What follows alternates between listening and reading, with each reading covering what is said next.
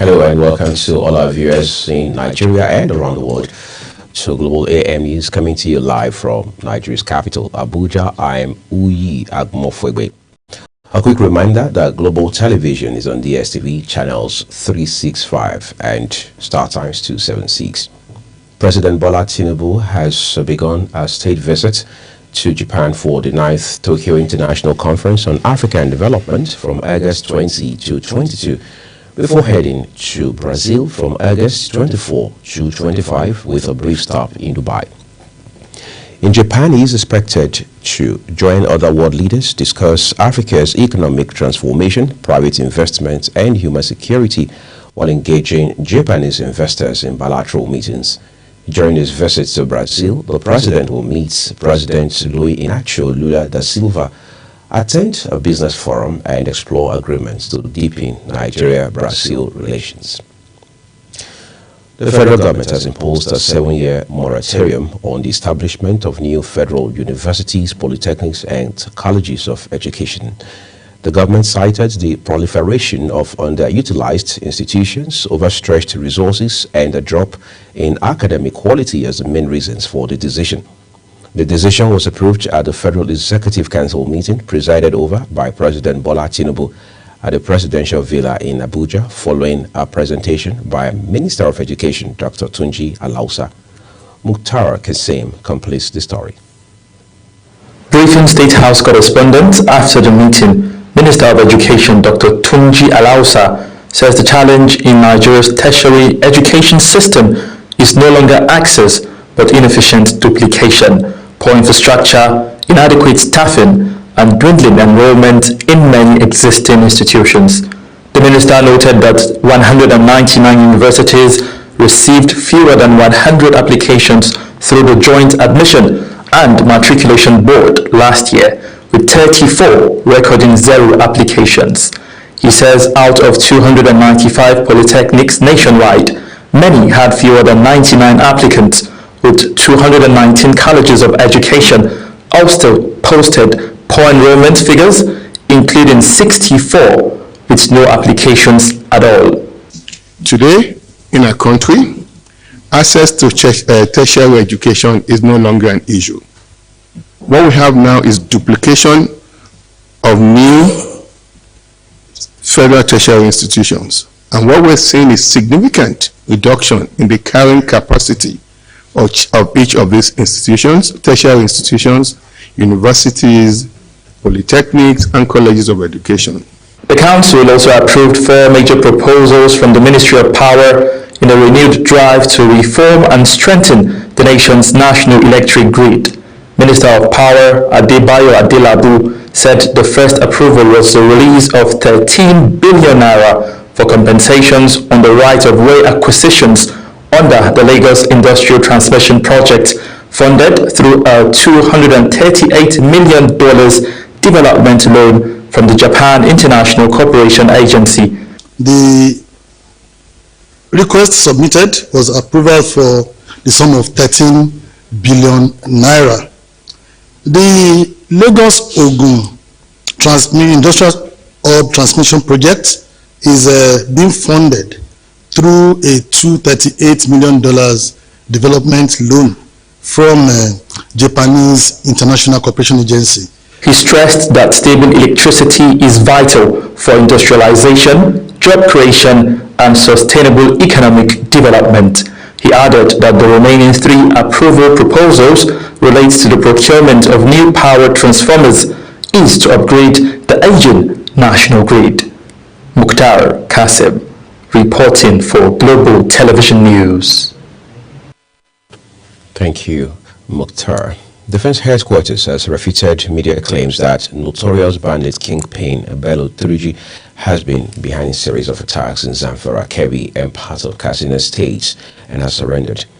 Addressing journalists on the operational activities of the armed forces in Abuja, Director of Defense Media Operations, Major General Marcos Kange, says Turji is still at large and remains on the military's most wanted list.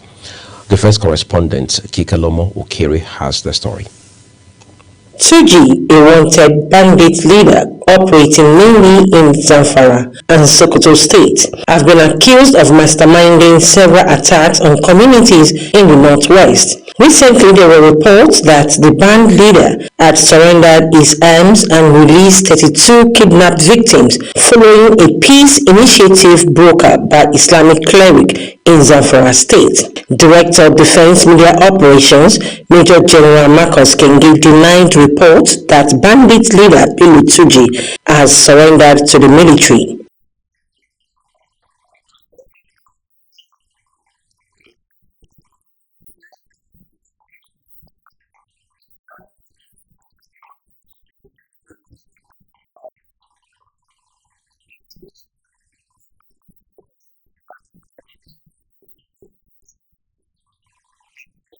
The director also dismissed an Amnesty International report accusing troops of unlawful killing in the southeast, describing the allegations as false and unfounded. General Kenge stressed that the armed forces are deployed to protect lives and property, not to harm the population.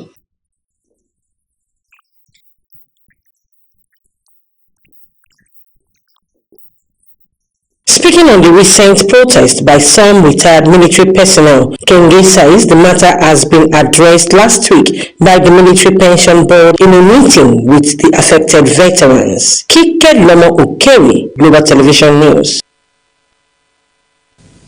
Well, thank you so very much, Kike Lomo. Governor Hassan Thalia of Benue State has expressed the determination of his government to come up with more empowering programs for women in the state. The governor, who made this known while receiving members of the Ipuso Women Association on a solidarity visit to the government house in Marakudi, stated that this would be achieved through more women-friendly programs and policies to drive development. Felicity Ndere reports. It was a colorful scene at Government House in Makurdi as members of the Ipuso Women Association from across the country paid a solidarity visit to Governor Hassan Thalia. The governor commended the women for acknowledging recent economic stability in the country, which he credited to the efforts of President Bola Ahmed Tinubu. He reaffirmed his administration's commitment to support the women through empowerment initiatives and inclusive policies. We bring in more programs, like part of what I announced over there. It's what would alleviate some of their pains, some farm inputs, the fertilizers and all that. So we'll continue to do this. We've been doing this the third distribution we'll be doing, annually to them. So, and they pay relatively, not much at all, because we bear the burden so that they get out there and do much on their farms. And this is why we're having quite bumpy harvests. For the women, the visit was an opportunity to reaffirm their support for the governor's leadership and developmental agenda, which they say have given them a stronger voice through appointments and empowerment programs. I'm very satisfied. Was I seeing flyover anywhere in Benue State before? Did I even see open doors, clear open roads before? The salaries are the civil servants crying again about salary? No. Too many to count. And then we talked about the women. The first governor to appoint a female as the SSG of his state. We women, we can see what our executive governor of Benue State demonstrates. We have cooperatives.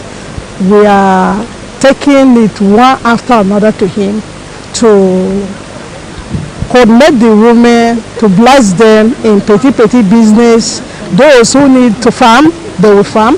And you see that he promised women on what to do to them, for them to feel happy. As a mark of honor, the women dressed the governor in traditional Tiv attire.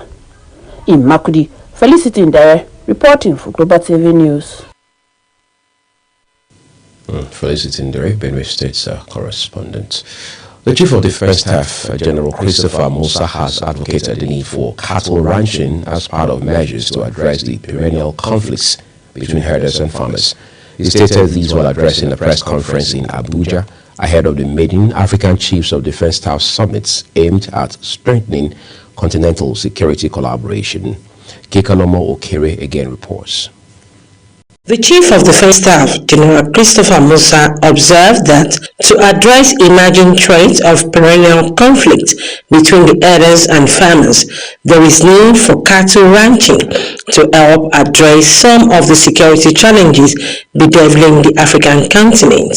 He emphasized that ranching has a lot of advantage for the owner of animals, hence it should be embraced without hindrance.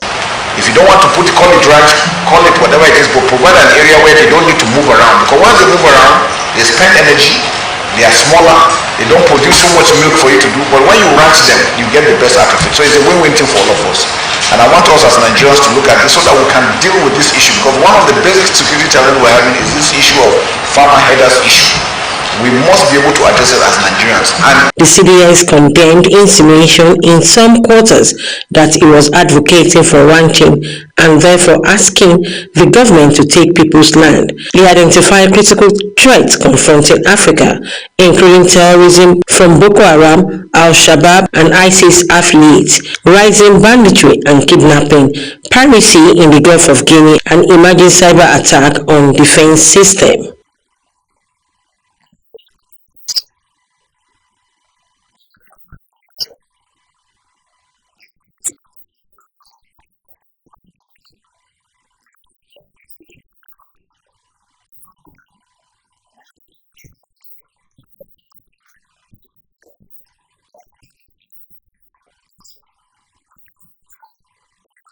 The defense chief noted that the maiden African Chief of Defense Staff Summit, scheduled for August 25 to 27, 2025, will provide African nations with a platform to sit down, look at their challenges as African brothers and sisters. Kekanomo Okere, Global Television News.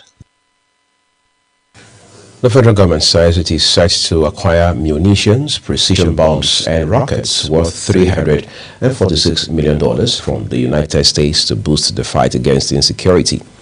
The U.S. State Department has given the approval for the deal with the Defense Security Cooperation Agency, confirming that the American Congress has been notified.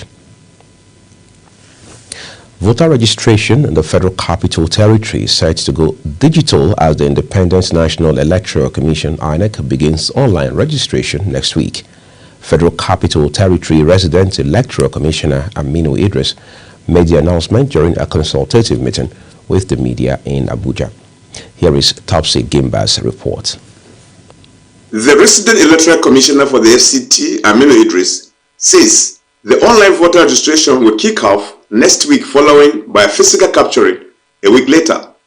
He explained that the meeting with the media is to create awareness and encourage residents to take part in the exercise. The exercise will provide a window for registrants who wish to replace damaged or lost PVCs, transfer their registration within the FCT or interstate. There is provision for voters who seek to correct errors on their PVCs by updating their information and for collection of the 93,868 uncollected PVCs in the FCT. Also speaking, the head of litigation, Barrister Franca Osiagede, reminded residents that INEC is empowered to register voters up to 90 days before campaign begins. She outlined penalties for electoral offenses. Don't have more than one. It's one voter's card per citizen. One voter's card per citizen. Please share this message across. The head of ICT and voter registration, Festus Asien, highlighted the importance of the online process. This UI we talked about earlier on, two of them. I will encourage you to please take note of this portal, so you can also help us to propagate this message. All those activities I mentioned before, if you have this at your fingertip with your smartphone, you can perform all these activities without you going to INEC office. Administrative Secretary Akimbola Olajinjoye noted that INEC is working with the National Population Commission to ensure the voter registry is updated to reflect only eligible living voters. Most times, turnout at display exercise is very extremely low. People don't even come out to check. But this is the only medium that we have as INEC for us to know those people are there. And you know how it is. You can't just do people's name from register because they have not come to vote. Though no end date has been set aside for the CVR, INEC says campaigns for the FCT Area Council election next year are expected to commence not later than 150 days to the election as stipulated by INEC. Topsy Gimba reporting. This is Global Television. You're watching the live broadcast of the AM News. When the rest of the broadcast returns shortly, United Kingdom's Starmer urges Putin to show seriousness at Trump talks. Details coming shortly, plus business and sports stories for you on the other side of this break. Please don't go away.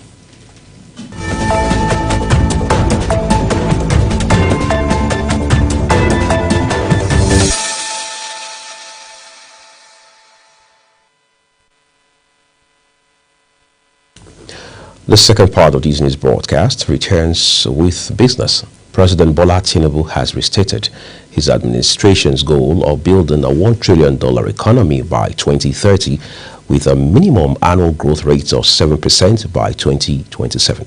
The president, who presided over a Federal Executive Council meeting, approved a series of landmark policies and projects covering finance, power, education, and transport. Business correspondent Kikelomo Okere completes the story.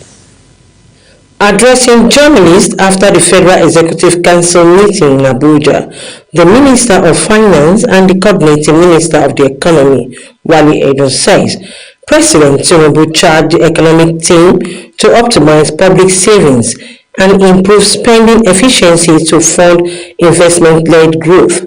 He noted that. So the President did emphasize and recommit to building a $1 trillion economy by 2020. And in order to achieve this, he focused on the fact that by 2027, we need to be growing by at least 7% per annum to achieve that rapid, sustained, inclusive growth and achieve the target that he has set. The Minister of Finance also announced FEC approval for $125 million Islamic Development Bank financing for road projects in Umuahia and Aba, as well as phased refinancing plan to settle 4 trillion naira in outstanding electricity sector debt within the next 4 weeks. The Islamic Development Bank's financing of $125 million in support of infrastructure in Abia State, really a road network in the cities of Umuahia and Aba, about 35 kilometers in one case and about 126 kilometers in another case. I also presented a memo on the all-important refinancing of the electricity sector outstanding obligations. He also reveals that a total of 493 billion naira was also approved for 2 major infrastructure projects, the upgrading of Kano-Kastina Road and the construction of a new Kata Bridge in Lagos. Kikelomo Okere, Global Television News. The federal government, in partnership with the Nigerian National Petroleum Company Limited, has handed over 4 compressed natural gas buses to the Federal Capital Territory Development Authority. The move is aimed at cutting transportation costs in Abuja and promoting cleaner energy. Kabir Hassan reports. The commissioning, which was held at the FCDA headquarters in Abuja by Engineer Michael Oluwabemi, who represented the presidency, says the commissioning is part of President Bola Tinubu's renewed hope agenda to promote cleaner, more affordable and sustainable energy sources for transportation. He says the initiative aims to reduce transportation costs, create jobs and promote environmental sustainability. According to him, the initiative will lower transport fares, create jobs and reduce environmental pollution. We're here today to fulfill the promise of Mr. President that is going to move Nigeria towards a clean energy future to power our transportation to deliver lower cost of transportation to our people. On behalf of Mr. President, on behalf of the board of the PCNGI, led by Barrister Ismail, and the management and staff of the Presidential CNG Initiative, I hand over these keys to you of these 4 CNG hybrid buses to the glory of God, to the service of humanity, and for the enjoyment of the people of the FCT. The Federal Capital Territory Minister, Nyesom Wike, who was represented by the Mandate Secretary for Transportation, Chinedum Elichi, thanked the presidency for the gesture. He noted that the buses will ease movement for residents and cushion the impact of high fuel prices. So on behalf of the Honorable Minister, I want to know, and the FCTA, we thank you, and we say that we should extend our gratitude to Mr. President, who is most initiative with this, and new people of industry and hardware. The CNG buses powered by natural gas are cleaner alternative to petrol and diesel. They form part for a broader government plan to roll out similar vehicles nationwide to address rising costs of transportation. With these buses now in operation, it is expected that very soon Abuja residents will enjoy cheaper transport fares within the city. Kabir Hassan reporting for Global TV News. From Kabir Hassan's report, now we move to the foreign scene where UK Prime Minister Keir Starmer has called on Russian President Vladimir Putin to prove he's serious about peace when he meets with Donald Trump in Alaska today in what could be a pivotal moment in efforts to end the Ukraine war. His comments came after talks with Ukrainian President Volodymyr Zelensky at the Downing Street, which both leaders described as an important display of unity ahead of the high-stakes summit. And now time to take a look at sport for you. Paris Saint-Germain have claimed their first UEFA Super Cup, beating Tottenham Hotspur 4-3 on penalties after a 2-2 draw in Udine. Spurs led 2-0 through Van de Ven and Romero before late goals from Lee Kangin and Gonçalo Ramos forced extra time, with Nuno Mendes netting the decisive sport cake. Nigeria's D Tigers have opened their 2025 AfroBasket campaign with a 77-59 win over Madagascar in Luanda.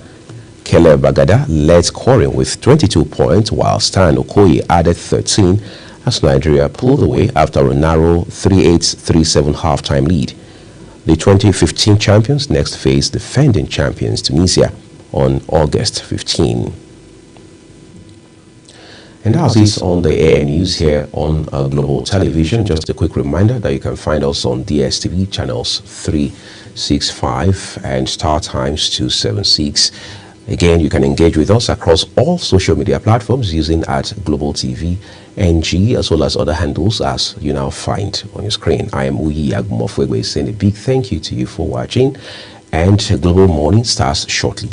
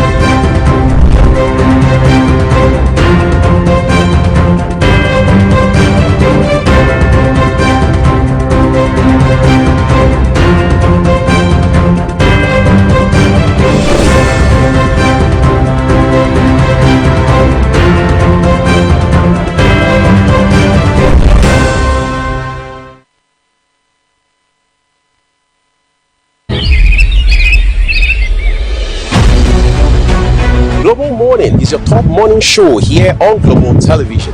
We bring you fresh news updates daily. while delving into a variety of current affairs and topics.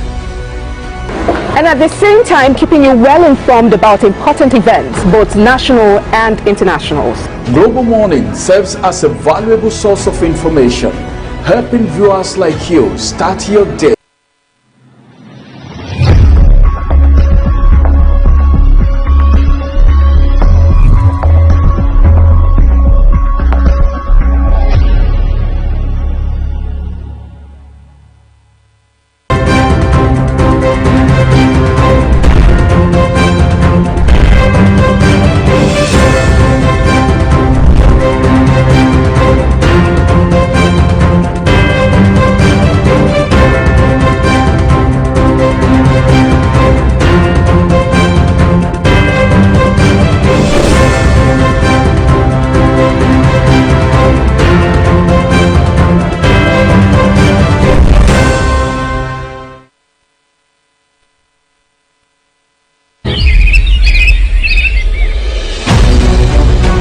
Global Morning is your top morning show here on Global Television. We bring you fresh news updates daily while delving into a variety of current affairs and topics.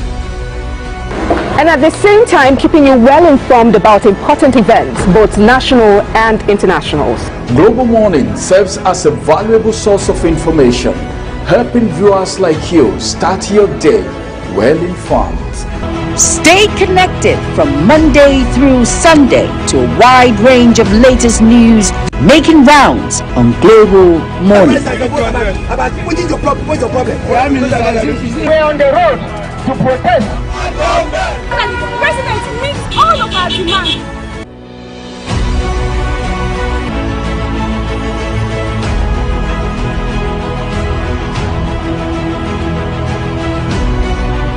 This is Global Morning.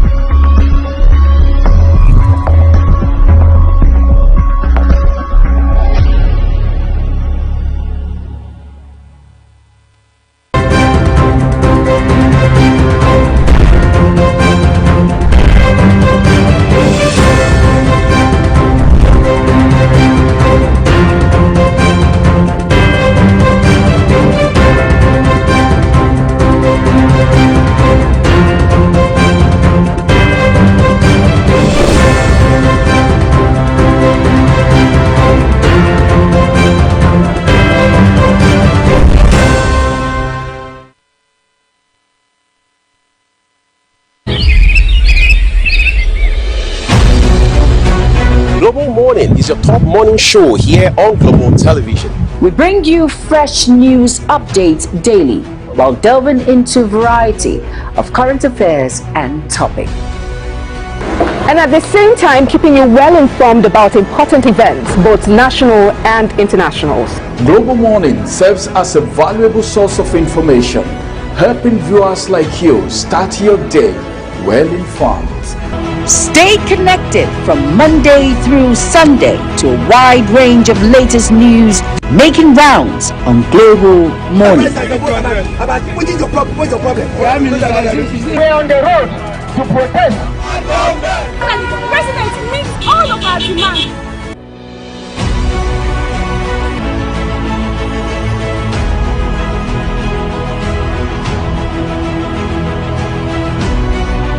This is Global Morning.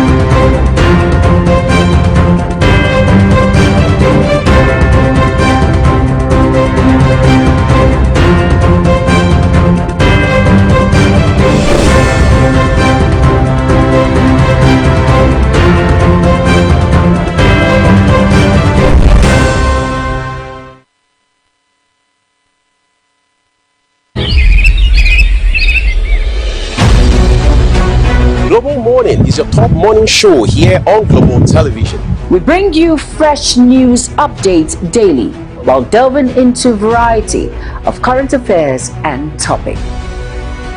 And at the same time, keeping you well informed about important events, both national and internationals. Global Morning serves as a valuable source of information, helping viewers like you start your day well informed. Stay connected from Monday through Sunday to a wide range of latest news making rounds on Global Morning. What is your problem? What's your problem? We're on the road to protest. And the president meets all of our demands.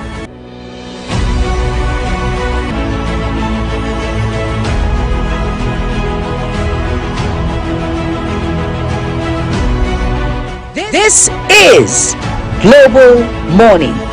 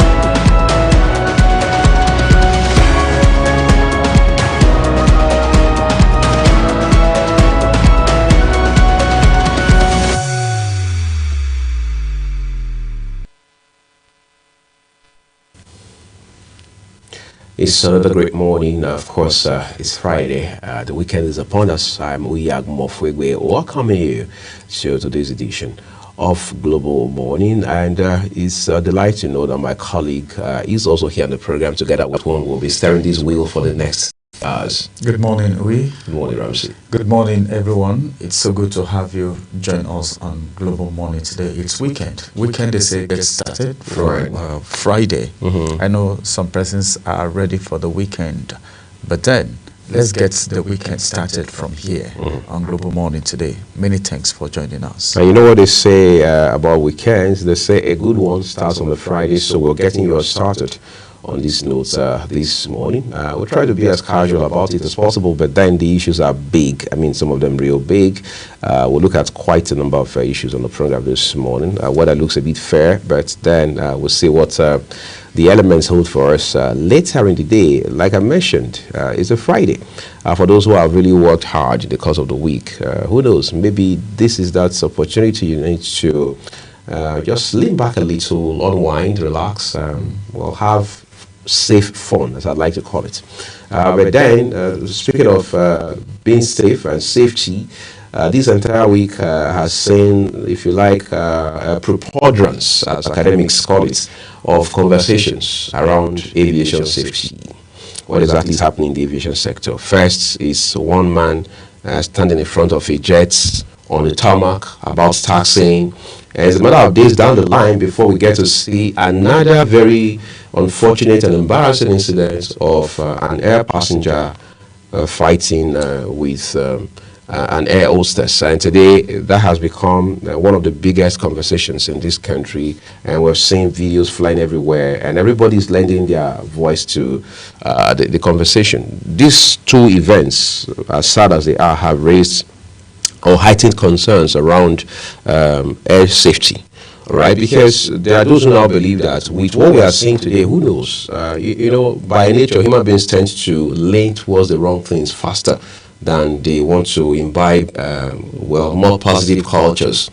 You'll be surprised how many more persons will want to try some things out because of these two events right now. Of course, we understand that the gentleman has been pardoned in a sense. His 6-month no-fly ban has now been reduced to 1 month. For the lady, she has been, the case against her has been withdrawn. She has been, she's been as well out of detention. And now we're hearing of offers being made to her as a brand ambassador in a certain state. She has been offered a job of about 500,000 naira per month and things like that. Of course, as always, we'll do our due diligence to find out about what these facts really are. Where possible, also reach out to this commissioner that some people have claimed made this offer to this lady, so we can have facts from all of the angles. But one thing is clear: we need to review safety regulation issues around aviation in Nigeria. Very important. I think that's the most important thing.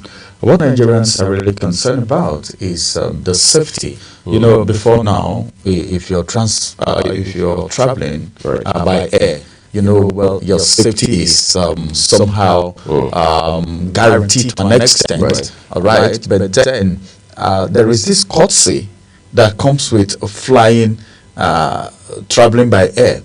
But all these things are fading out gradually because of these incidences. Right. Now, look at the one between the air passenger and the air hostess. So it's so embarrassing.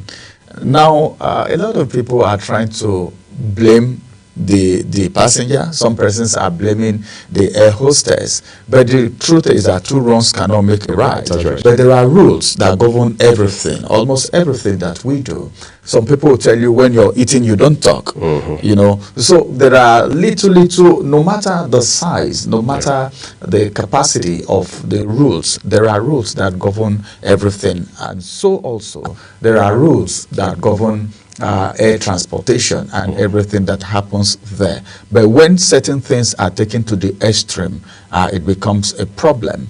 Then when some decisions are being taken, in situations like this. You know, things like this, you have to be very, very careful in taking certain decisions, because some persons have questioned some of the decisions that have been taken, and some of the encomium, or should I say award or reward, that came to these persons in question after the incidences. So I think it's something that really needs to be looked into, and so good will be at least talking towards that direction on Global Morning today. Right. Quite frankly, I will have a civil society practitioner join us to have this conversation. Because of that, we like it or not, we need to realize that human beings will always be human beings. First of all, in the case of Wasiu Ayinde, what we heard was that, well, he had a flask with him. Some person said the flask, the content of the flask was alcoholic beverage.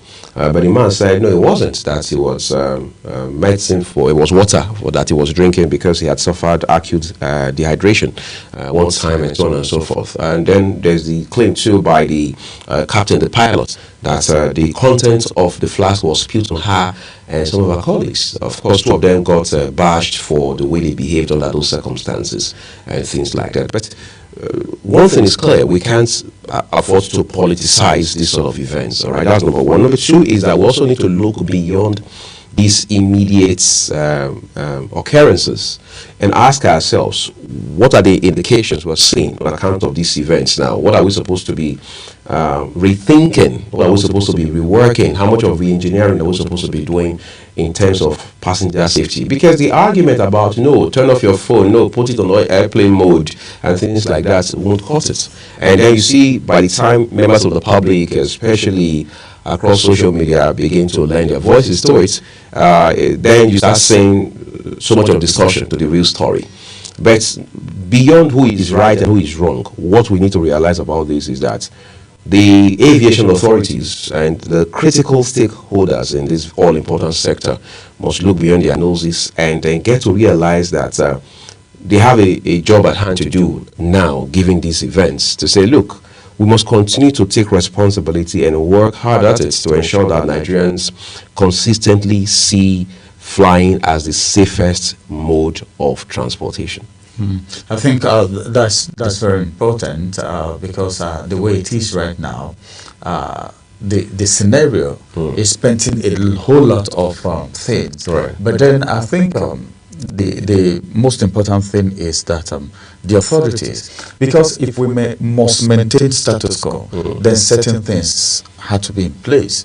How has the air transport rated in the past? Right. Before now, if you work with an airline, there's a way people even look at you. The perception. There's a way, the perception, the societal perception is something else. But where are we getting to? Where are we heading to? What's happening? Is it that the trainings are no longer ongoing? Is it that these issues are not things that can be managed? You know, because this thing actually escalated because of the level it was managed, the way it was being managed and handled. But all the same, there have been apologies upon apologies. But then, I think sometimes, thank God there is a reduction in the ban for Wasiu Ayinde, Akwan, and then for the lady, she's been pardoned already. She's been pardoned. She's out of Kirikiri as we speak, and a commissioner in Delta State also is trying to make an offer. Not just that, somebody is also making an offer for her to for a free flight to come to Qatar and Turkey. You know, so some of these things. But we need to do something absurd, you know, to get attention, to get all these things. Where have these people been?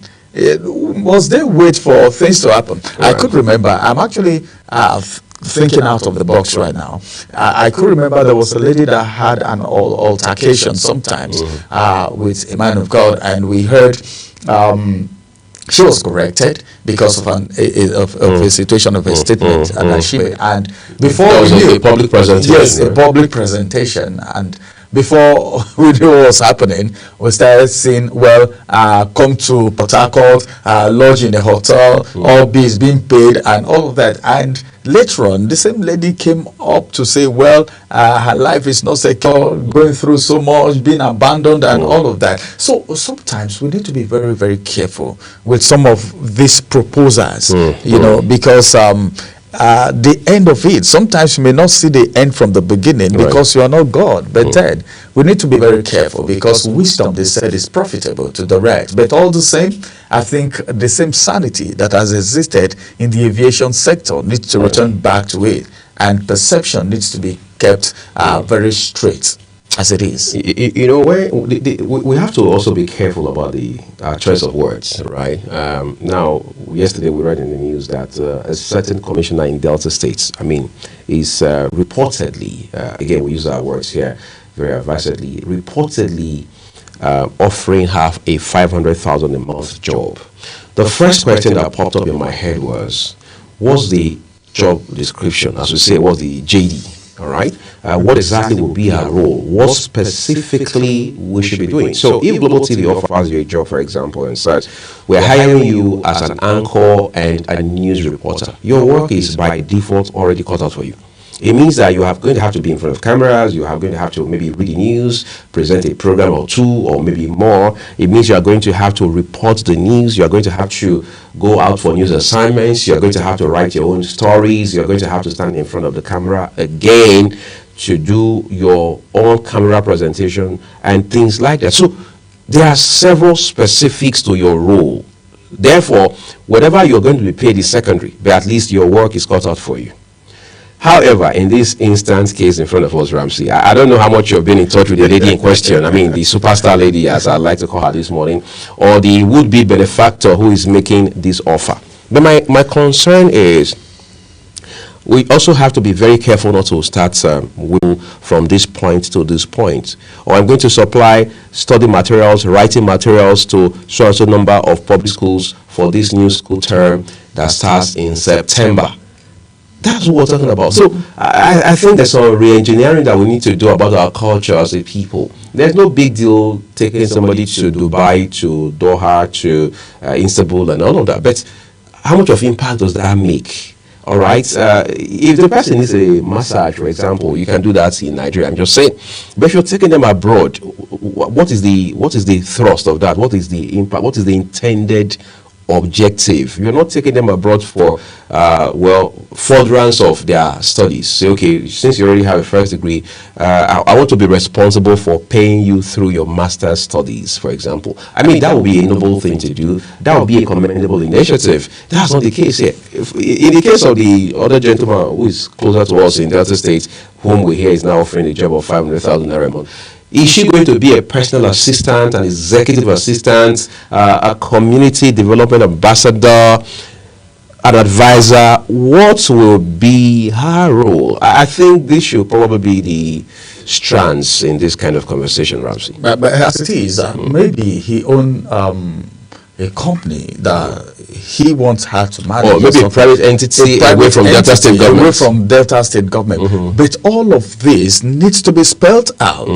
This era of social media, so many things just flow because nobody is censoring what people say because they just stay at the comfort of their homes and do it. We are not saying, please, let's get this right. We are not saying it's not good to help people. It's not good to help people get out of trauma by the way of going to refresh, going on a holiday or something.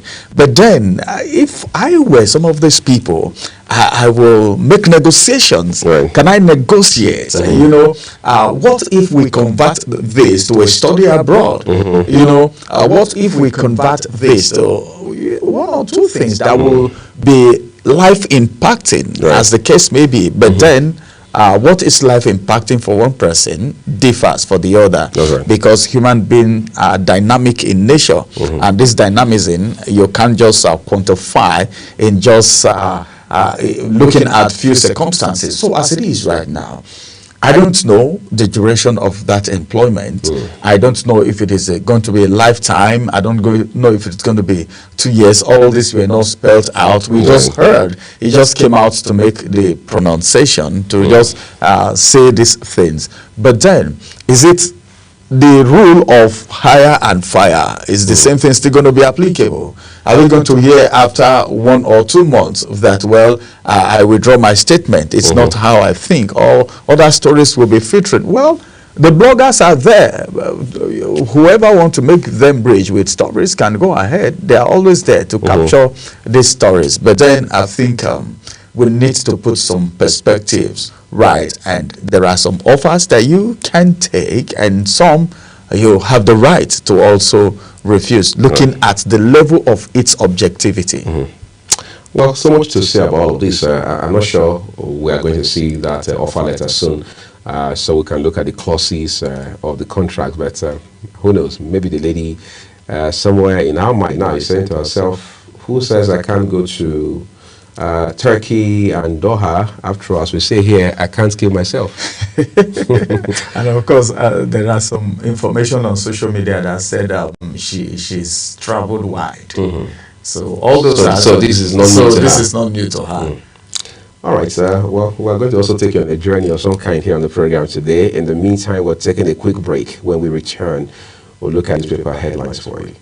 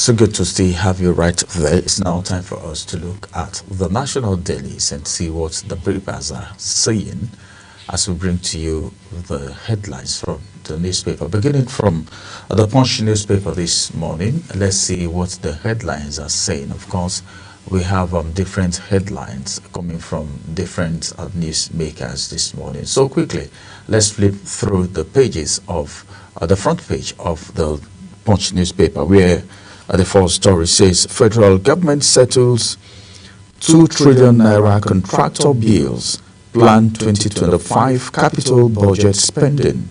Details read on page 22. Government eye $4.5 billion oil production saving. Details you can find on page 21. Tambuwal fights back over 189 billion naira EFCC probe. You know, that has been in the fore, and a lot of persons have reacted to that. Some persons might say, well, it's opposition. Right. They can say whatever they want to say. But then Tambuwal is fighting back. And if you want to know the nature of fight that is fighting back, some persons will tell you, you won't fight federal government. How possible is it that? But we've seen people who have won cases in the past against the federal government, especially when your facts are intact, because what the court works with is facts and evidences. So Tambuwal fights back over 189 billion naira EFCC probe, and you can see his picture right there at the right hand top corner of the Punch newspaper. Okonjo-Iweala's positive outlook on economic sparks political debate. Details on page 2. She actually was in Nigeria to see the president. She's from Nigeria, despite the fact that she's up there at. But then, I think of the most important thing is how the economy is faring. We'll look at that in our subsequent programs. Now to the big story, and on the big story this morning, we have our pension funds. Thus, the Kika striker countdown begins as PENCOM Labour disagree. Strike countdown begins as PENCOM Labour disagree. One writer to that story, and it says PENCOM reacts. NSITF silent as Labour issues 7-day strike notice over alleged 40% pension fund diversion. Well, the issue of strike action in Nigeria, like we said in our previous program, that's one of the ways Nigerians express their grievances if there is anything going on between them and the authorities. Well, let's see what happens. Now, this one says a PDP inaugurates a 44-member zoning committee, demands Wike's total loyalty. By elections, thus the Kika, INEC deploys poll materials as parties end campaigns. Right, that's for the by-elections. Now, please crush armed robber operating from Lagos refuse dump.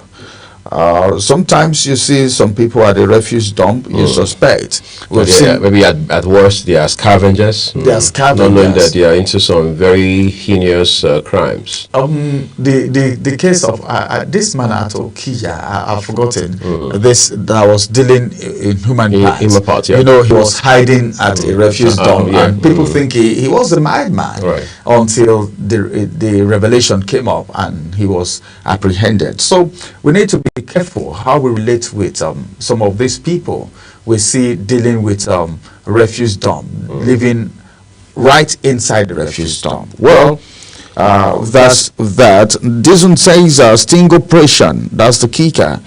EFCC denies targeting Obasanjo, arraigns suspects today. Details on page 7, and that's the size of the headlines from the Punch newspaper. Okay, some other, I think I have 2 more to go. At the top of the Punch newspaper, federal government settles 2 trillion naira contract bills, plan 2025 capital budget spending.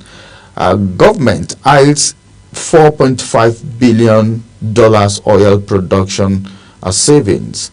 And that's the size of the headlines from the Punch newspaper this morning. All right, let's turn it over now to the Punch Sports Extra. Then top left corner of the paper is a picture of Victor Osimhen. It says Gala rival hosts Osimhen misses a crucial clash.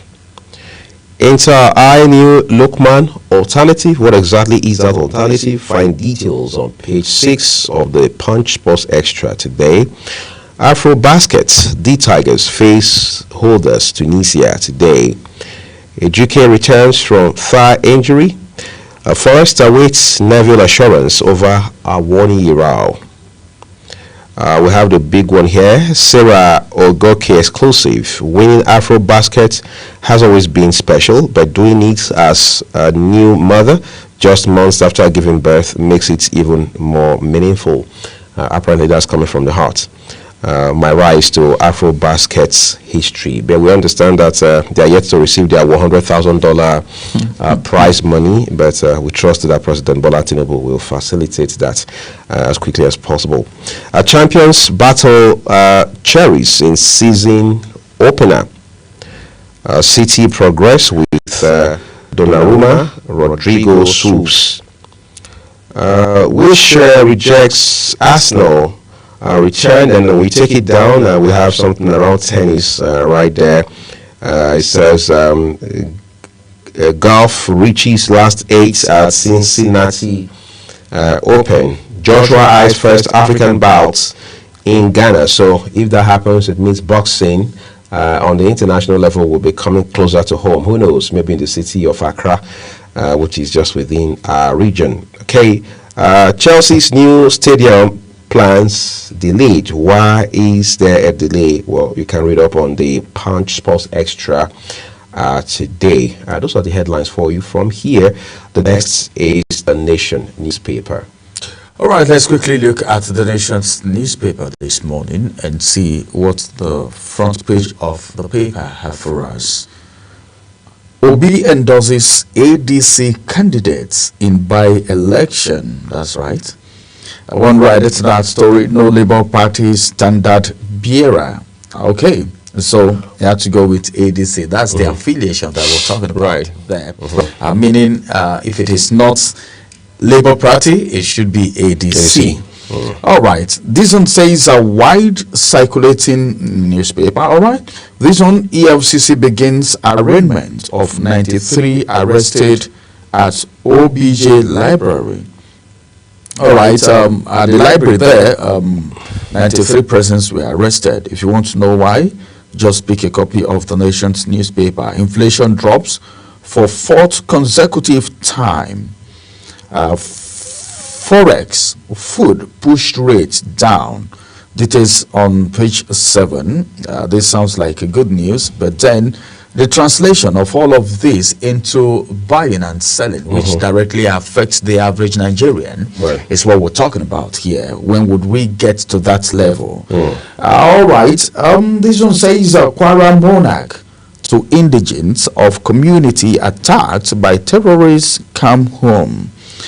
Page 6 is where you get that. Then the big story now, Okonjo Iweala, that's the kicker. Give Tinubu credit for stabilizing economy. Then we have some writers to that story.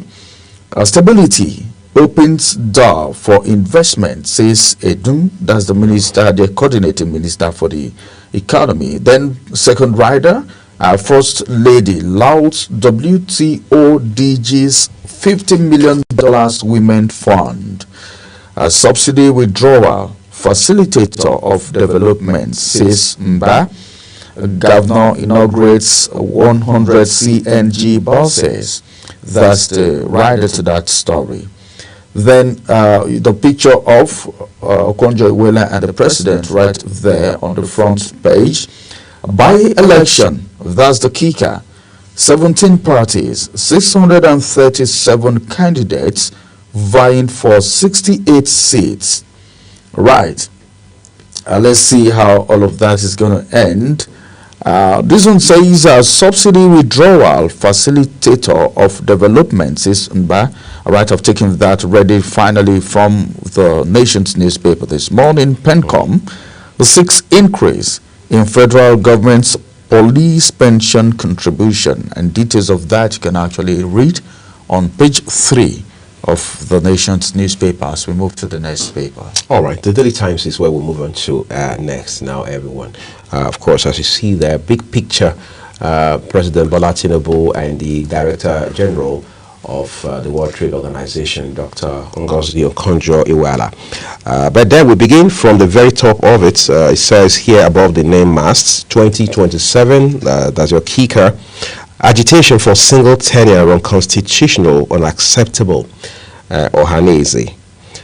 Then the big one says Tinubu has traveled 200 out of 806 days in office. Obi raises alarm. That's more like saying he has traveled for 25% of the time in question, 806 days, it says. Excuse me. What more do we have here? Further down, DHQ debunks rumored surrender of terror leader Turuji. National safety not negotiable. Tunji Ojo tells newly decorated fire chief. No region will be shut out of development drive, federal government assures. What's more, diaspora Nigerians bring capital, expertise, global influence. You'll find those details on page 12 of the Daily Times newspaper, and those words are credited to the chairman and managing director of the Nigerian Diaspora Commission, Abike Dabiri Erewa. All right, further down a little, federal government partners to launch $60 billion gas-powered high-speed rail. Read all details on page 15. That sounds radically innovative. All right. Again, it says federal government partners to launch $60 billion gas-powered high-speed rail, which is obviously an upgrade from where we are today with regards to our rail system. To something more modern, something more innovative. Okay, read up those details when you pick up a copy of the Daily Times today. And those are all the headlines from the Daily Times. The Guardian is our next port of call. From the Guardian newspaper this morning, economy now stable under Tinubu, says Okonjo-Iweala. I think that visit is making some good news. Most of the papers have this story. Right. Federal government budget fresh 3.8 trillion naira for third mainland bridge repairs. Insecurity cost Nigeria 7.17 trillion naira, wipes out 40% of livestock, report states. All right, you have the picture of the officer is in charge right there. Now you can see the big story, which says parties jostle for 16 seats as crucial by-elections set stage for 2027. All right, and you can see the picture right there, the picture of the ADC caucus, as you may call them. Then you also have those in charge of the election, the process that brings this by-election to reality. Now, NLC to picket NSITF, PENCAM over alleged diversion of funds. Political parties to boycott Rivers local government elections. Why? If you want to know why, pick a copy of the Guardian newspaper. Prison overcrowding, thus the kicker. Federal government tax public philanthropists on inmate decongestion. Right? Federal government tax public and philanthropies on inmate decongestion. If you want to know how that is the concern of the public and philanthropies, then pick a copy of the Guardian newspaper, because your guess is as good as mine. 2027 is the kicker right here. PDP chair harps on party loyalty as Tambuwa tips ADC to defeat Tinubu. Mba Commission Transport Facility louds Tinubu for subsidy removal. Then, finally, from here, I have this headline beneath the nameplate, beneath at the bottom of the Guardian newspaper, which says military partners rear to power key facility with solar. I think that's a good one, because one very good thing about Nigerians is sourcing for alternatives. If the electricity sector is not giving us what we need and what we want, as a matter of fact, then there is need to diversify and sort for alternatives. I think that's exactly what's about happening here. That is taking solar seriously. That's what I mean. Right. That's the size of the headlines from the Guardian newspaper. All right, so we're done with the Guardian. Now let's move to the Daily Trust's newspaper. The star headline first. It says, Northern states pay poor pension. Why is that the case? Well, those details are waiting to you on today's edition of the Daily Trust newspaper. Then up a little, top left, it says PDP kicks as Canadian court designates party APC terrorist organizations. Incidentally, that copy of that judgment is flying all over the internet today. All right, so from Canada, designating the All Progressives Congress and the People's Democratic Party as terrorist organizations. Of course, the political parties themselves are now responding to this development. Just so we are clear, this is a judicial pronouncement all the way from Canada. All right, pastor beats children for spiritual cleansing. All right, well, is in the news today. All right, Alleged Ramsey was chuckling. Maybe that news got to him. That's what can I say? It's not my news. Well, sometimes I don't know, but then I think the day we get to see God, a lot of questions will be asked if the opportunity will be there, because so many things happening. But then you need to check. Even the Bible said, check the spirit and see which one is of God. I don't know. I've not heard anyway. Mere beating children is part of spiritual cleansing. I don't know. What if you beat them to death and they are no more? What are you cleansing? Well, we need to be very, very careful when it comes to religious practices, as a matter of fact. That's why as soon as I heard that, I couldn't hold it. I just have to chuckle it out. Right. It's all right. Well, let's look at other headlines real quick. Here it says, alleged 189 billion naira fraud. What I told the FCC interrogators, that's according to former governor of Sokoto State and former Speaker of the House of Representatives, Aminu Tambuwal. What's more here, DSS grills Mahmuda terrorist group's leader. Washed toilets, bathrooms in Mushin to survive, Falcons captain. So there's a history to this sort of emergence and triumph. Provide safety net for Nigerians, Okonjo Iweala tells Tinubu. Then lastly on the foot of the paper, by-elections, APC, PDP, ADC in show of strength tomorrow. So in 24 hours time, things would have been jumping off by way of these by-elections that have been scheduled for a couple of states across the country. Well, that is where we're leaving it with the papers this morning. As always, we encourage you to get copies, read details for yourself. That way you will stay guided, stay ahead of the news, and then avoid misinformation and fake news. Remember again that Global Television does not in any way contribute to these papers, these headlines, and their details. All we do for you is just bring you the headlines as published by their respective publishers. Up next is Social Buzz with Ogochukwu Mobuna.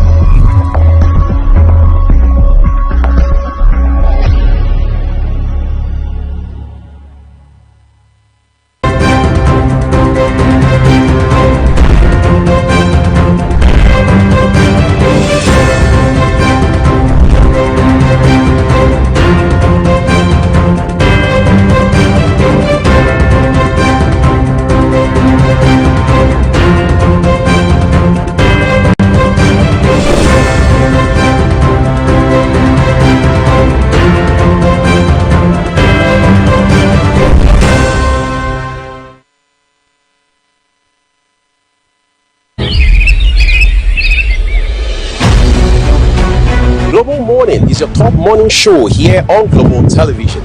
We bring you fresh news updates daily while delving into a variety of current affairs and topics. And at the same time, keeping you well informed about important events, both national and internationals. Global Morning serves as a valuable source of information, helping viewers like you start your day well-informed. Stay connected from Monday through Sunday to a wide range of latest news making rounds on Global Morning. What is your problem? What's your problem? We're on the road to protest. And the president meets all of our demands.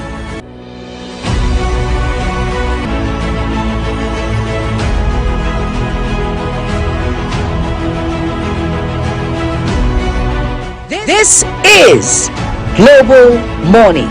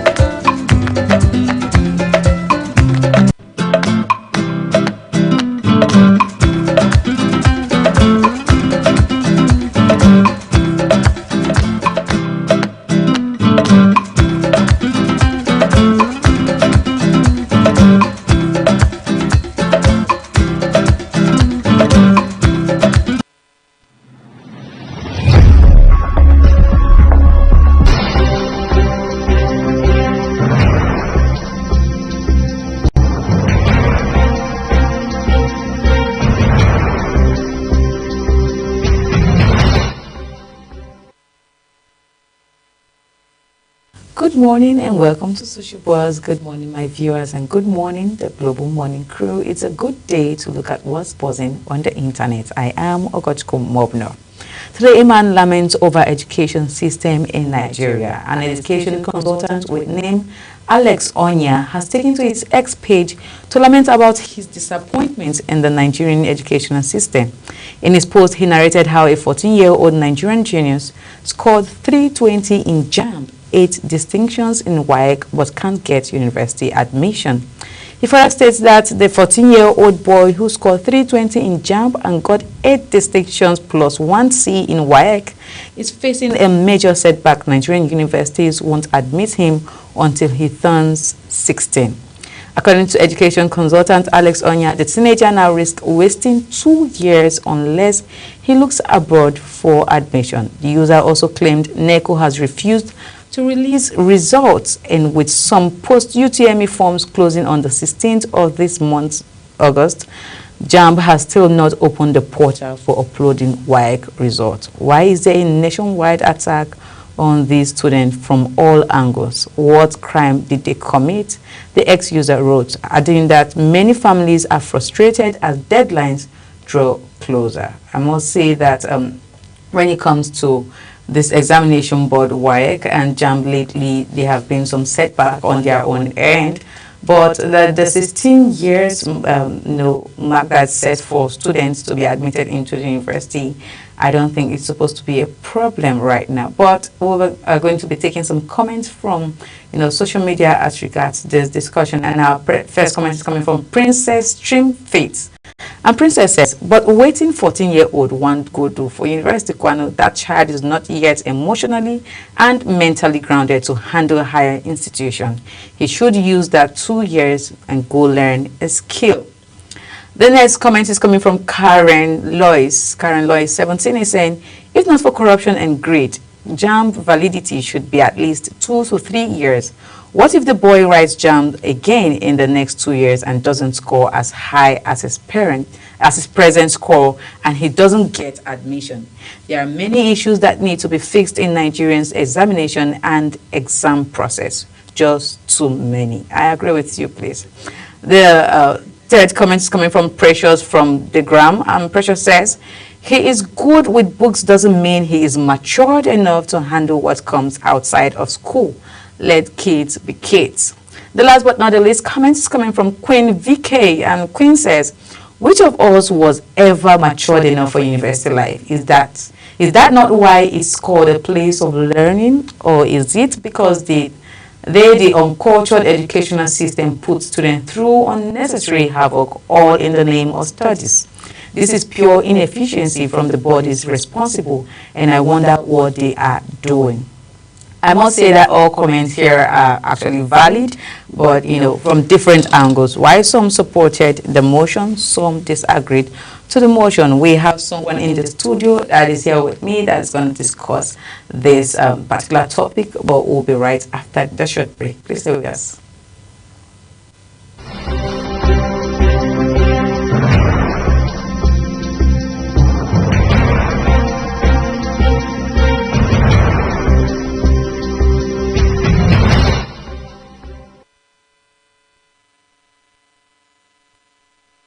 All right, welcome back. I'm linking up with my colleague here in the studio. Hi, I know you can see me. Good morning. Yeah, how you doing?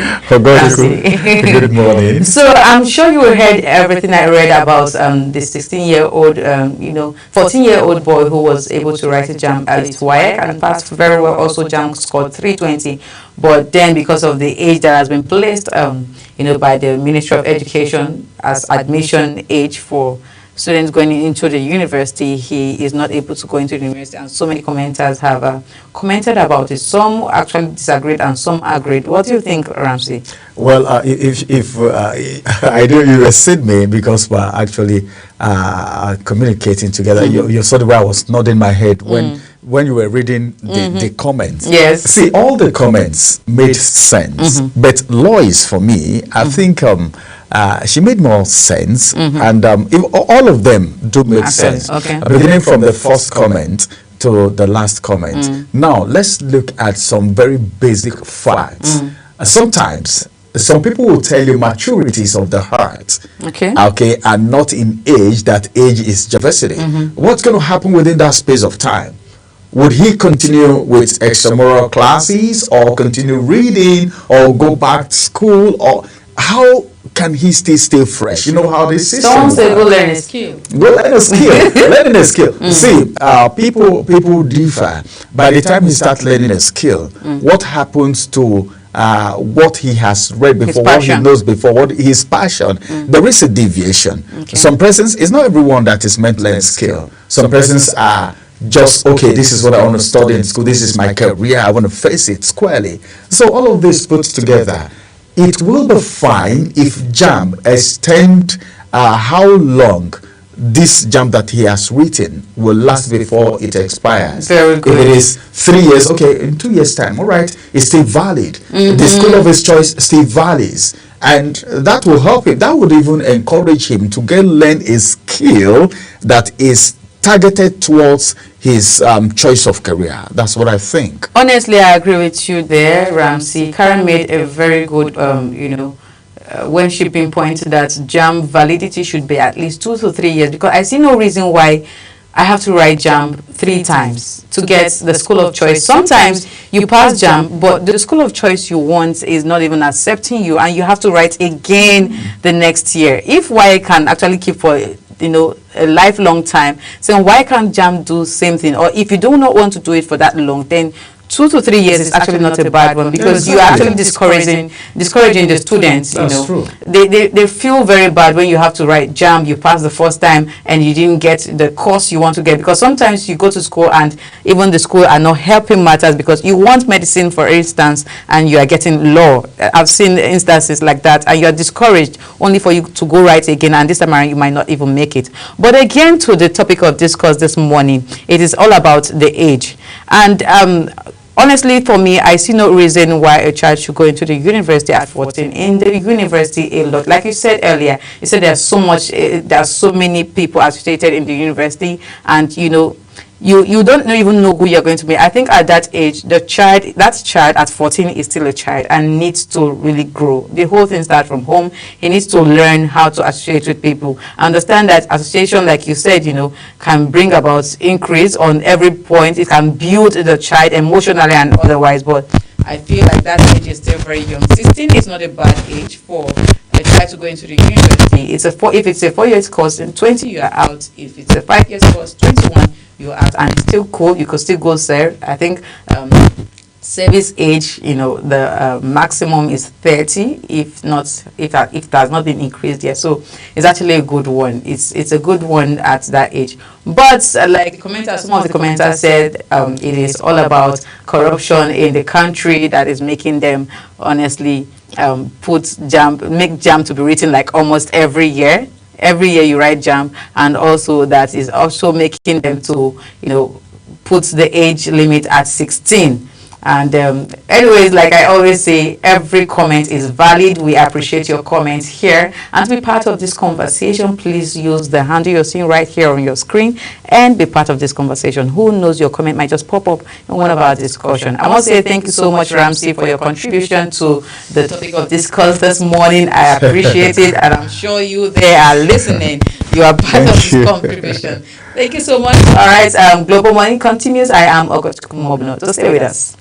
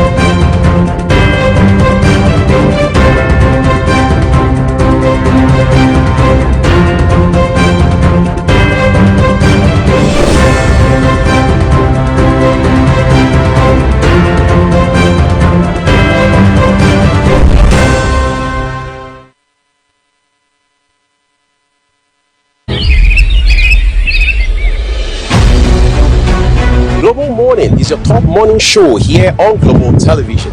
We bring you fresh news updates daily while delving into a variety of current affairs and topics. And at the same time, keeping you well informed about important events, both national and international. Global Morning serves as a valuable source of information, helping viewers like you start your day well informed. Stay connected from Monday through Sunday to a wide range of latest news making rounds on Global Morning. We're on the road to protest. The president meets all of our demands.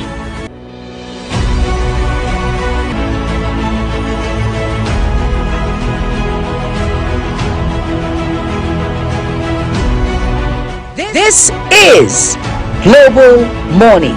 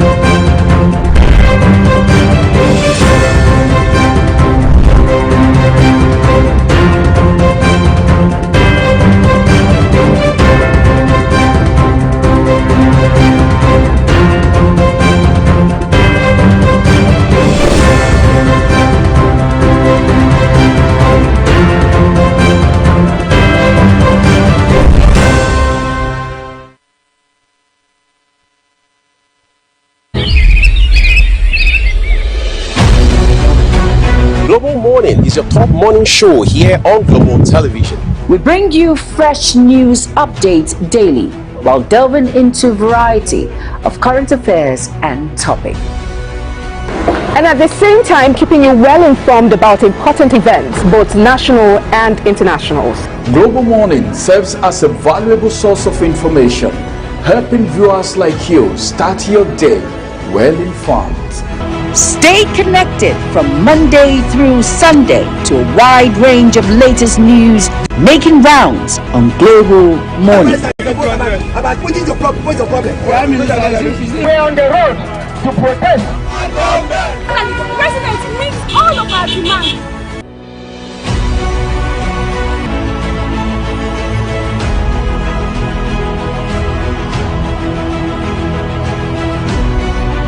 This is Global Morning.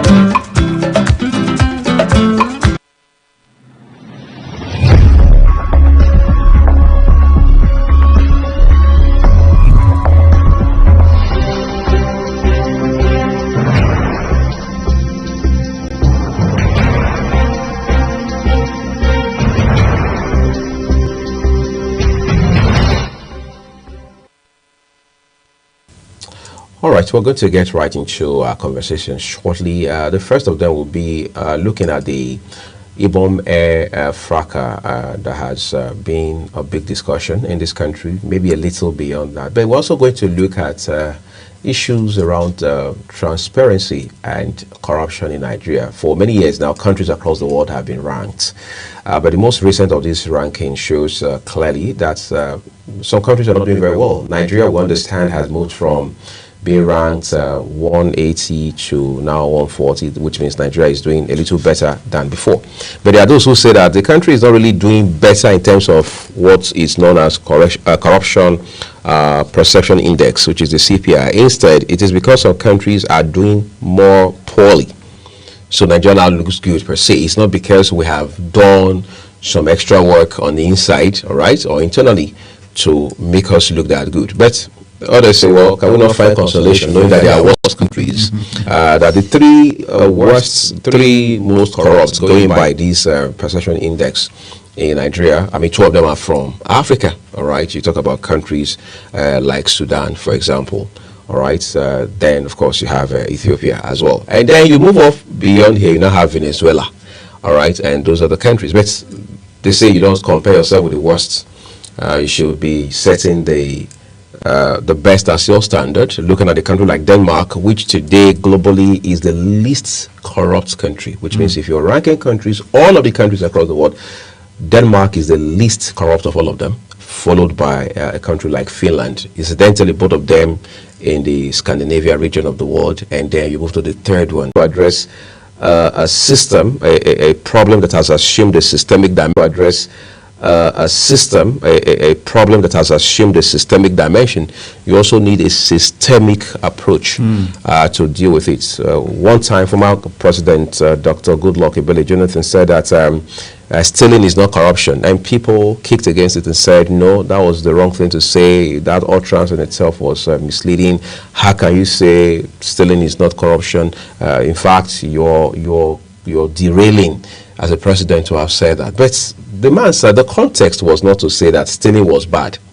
It was to say that, if anything at all, stealing in itself is just scratching the surface. It is superficial. The real issues that constitute the phenomenon we refer to as corruption is far beyond stealing. I've had a guest here, for example, on Global Warning.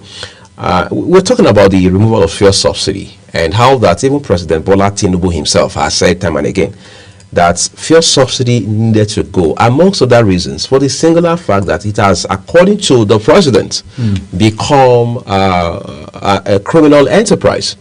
The question I asked my guest at that point was, if you have an enterprise that you said is criminal, what do you do about people? What do you do to people? What do you do with the people behind the enterprise? Can't they be prosecuted? And he said that, look, these guys were just too smart. As a matter of fact, they had to conceal these monies in such a way that even tracking them has become a problem. I'm talking about a systemic problem. Well, it's systemic. It's systemic. Why is it systemic? Because this thing is something that has been there for a very long time. And it keeps growing. It keeps eating the system itself up. Right. And there is a perception. All these things sometimes work with a perception. There is this belief that government money, they call it government money, not minding whether or not the economy of every nation have a touch on every individual in the country, directly or indirectly. They said it's government money. And with this perception, if anybody gets into the system, there is this, yes, I need to accumulate my own national cake. As much as possible. As much as possible. And it is something that has become a belief. And don't be surprised that some persons look at this thing as something that is normal, it's usual. It's not a crime anymore, you know. Well, that's what is obtainable. But then, where will you get started from, as it has to do with the cleansing of a system? Well, All right. Well, this morning, you and I we were doing the paper review here when we saw a headline that says a father flogged his children by way of spiritual cleansing. While I'm not, of course, recommending that approach, we're just trying to say we acknowledge the fact that there's a lot of cleansing that needs to be done. But again, the process has to be systemic. Systemic. Right. This conversation is ongoing. Rapsy and I will continue to talk about it in the course of the program this morning with statistics to point us in the right direction, as you say, in terms of context and perspective as well. In the meantime, let's take a quick break. When we return, we'll turn to the Ibom Air fracas and the developments that have followed the last couple of days. Do stay with us, everyone.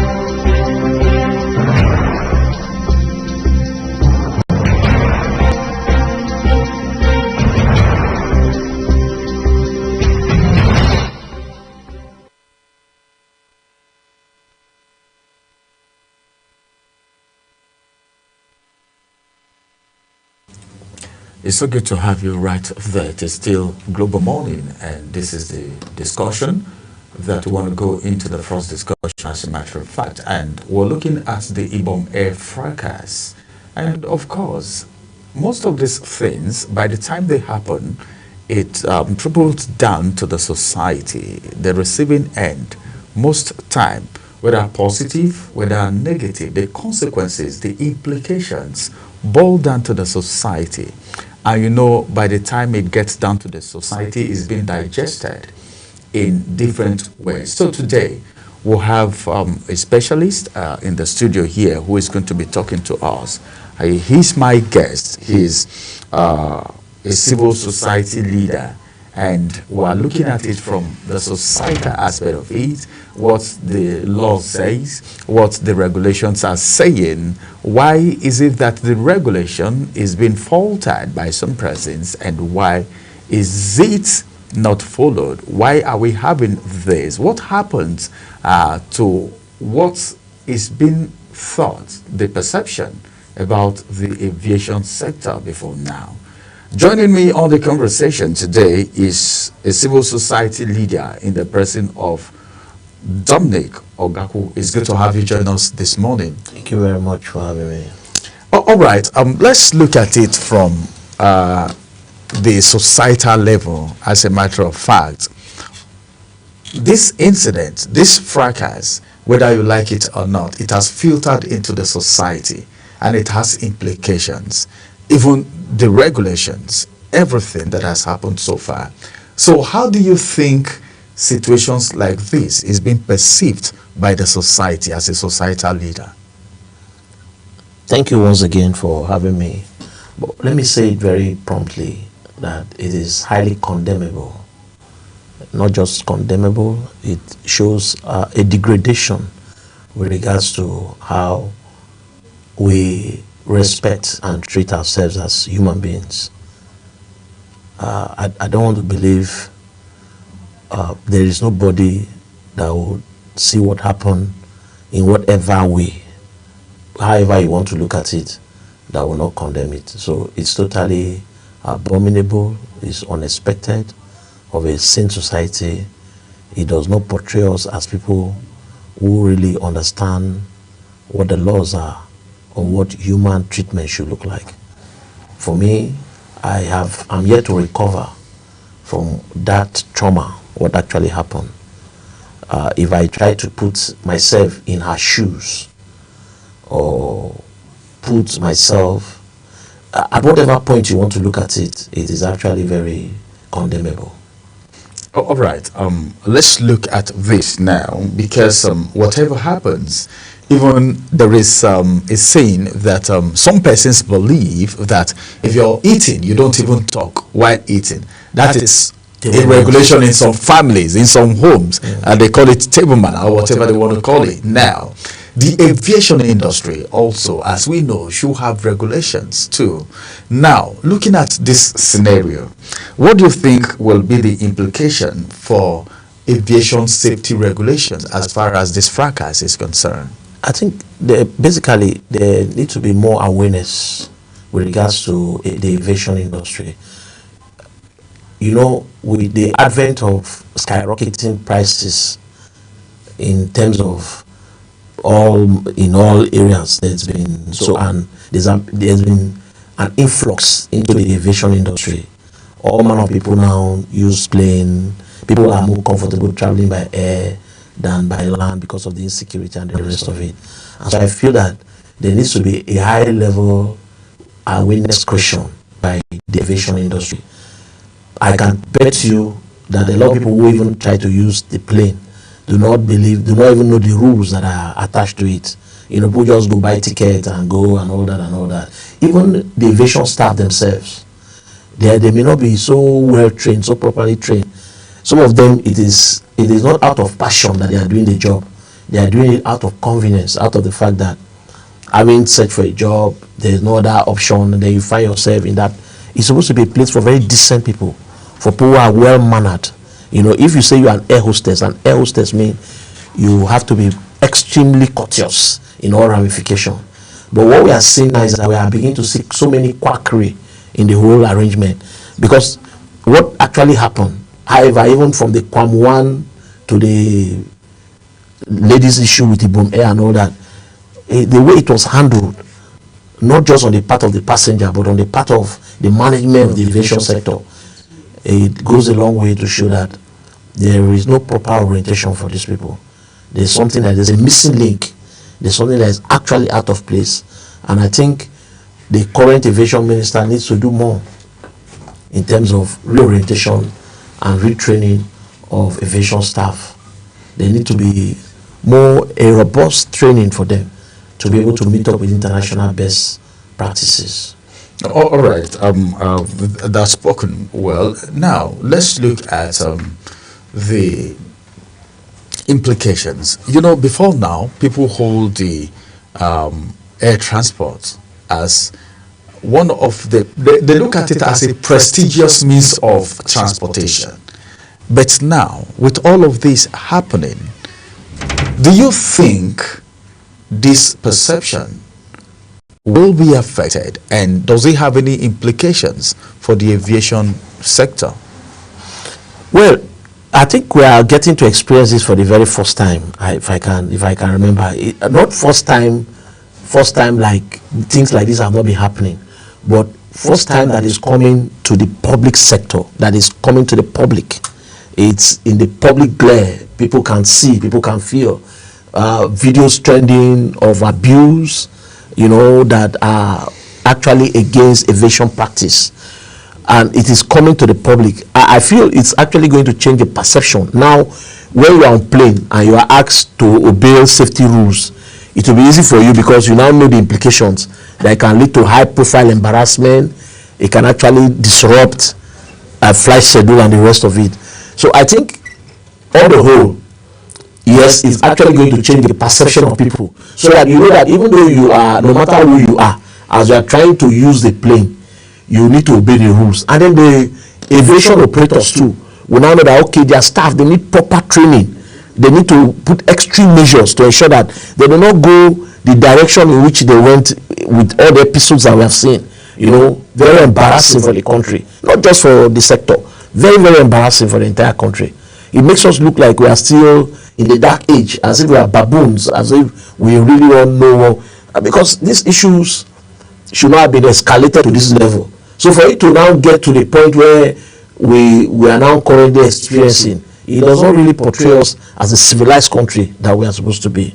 So, all right, the lady in question, before we knew what was happening, she was already in Kirikiri. What do you think about that? What's your thought about that? I feel that was emasculation of her rights. That was quite very embarrassing. And I want to commend the minister for being very swift to have reversed that decision. For whatever reason, he deserves to be commended. Because at the point at which these things happened, the minister was not there. But I'm sure when he got the full brief of what actually transpired, he had to take the right decision. That's to tell you that this country, we are actually operating a banana republic. Because, you know, two incidents almost similar. Even one, the K1 episode was even more damning than her own. She was already on flight, and just a simple issue based on what the news that is filtering in to off her phone and all. Those are things that can be well taken care of. But for it to now become so embarrassing to the level that, in fact, if you see the videos, the clips, how she was dragged, even a dog will not be dragged that way. Even a dog will not be dragged that way. And then ended up putting her. I don't understand. These people, are they thinking at all? Do they have a heart for this country at all? So it is highly condemnable. It's not something we should even sit back and talk. In fact, one of the things I've been saying over time is that the media should even downplay, because for our public reputation, it does not really tell well about us as a country. What's her crime? What's her crime? What is so much? Are you telling me that girl is so big than all the old security in the airport? Is it that the girl will now live inside that plane forever? I don't understand. But do you see any reason with the issue of compliance and temperament in that whole scenario? Listen, one of it is that whether as a host, do you understand? As an air hostess, or as an air host, as the case may be, what you owe your customer, the customer is always right. No matter what safety measures you are talking about, there are 1,001 ways to get people to comply to it. Not through force. Not through force. And the information reaching us based on first-hand eyewitness report shows that it was not totally the girl's fault. The girl had put her phone on flight mode, and the air hostess was insisting that she has to put it off. Yes, which is a rule. But then there are 1,001 ways to correct that kind of misbehavior, and not to now end up escalating the matter and trying to make it look like the whole world or the plane was going to crash. I don't believe that. That's totally condemnable. Yeah, in as much as there are rules, and you see, the truth of the matter is that how many Nigerians actually sit back to read aviation rules or to comply with rules when you even want to buy a ticket? We just believe that we can do anything and get away with it. But on the whole, what I'm saying is that no matter what mistakes she may have made or how whatever, it shouldn't have gotten to the point whereby she should be dragged like a dog, naked in the airport, and made to be thrown into prison overnight. That doesn't really speak well about our country. All right. While you were speaking, you made mention of Wasiu Ayinde, the Kwam issue, and some person said, well, that is even worse. That's a worse. Definitely. That's a school of thought. That's what some persons were saying. Yes. But then, you know, these things have regulations, and they have in the regulations, there is a way it's been rated, as the case may be. Yes. The people in the aviation sector know what I'm talking about. Now, there is, because we're linking this to the society, because like I said before we got started, all of these things, the ripple effect boils down to the society. How the society, number one, will view the aviation sector, then the treatment that is being meted out to both people who are involved in this incident will also be seen in a particular light by the society. As a societal leader now, let's look at it from this perspective. Wasiu, for instance, the ambassadorial thing, the aviation ambassador thing, a lot of people frown against it. And the Minister of Aviation said, well, one of the reasons why these things have been done is because in other climes, when someone commits a crime of that magnitude, the person is being made an ambassador in that area so that the person will go about preaching the right thing as it has to do with that incident. But then the society is perceiving it in a different light. What's your own thought about the way these people were actually reprimanded? Well, there are too many sides to the whole story. In an attempt to balance it, we actually need to take it from the antecedents, from one point to the other. The point is very clear. The point is, the minister is, in his wisdom, is trying to manage the situation. And that management is being faced with stiff opposition from the public. One of the school of thought is that Kwam should have been allowed to face the full wrath of the law, and then at that point, the law will now decide what his fate is. But going to straight away hand him over an ambassadorial position as a way of mitigating future occurrences of things of that nature, possibly for him to now become, when somebody is an ambassador, to begin to campaign and say, okay, this is bad, and having been someone who has a first-hand experience, people will tend to now listen more, and giving his status in society as a superstar in the Fuji Afro-centric music arrangement, that gives him an edge, so that if it's coming from him, it will have weight. That is well understood. The point is, everybody knows K1, and everybody knows that he is a friend to this present administration, and there have been a lot of relationship between him and those in government, even up to Mr. President.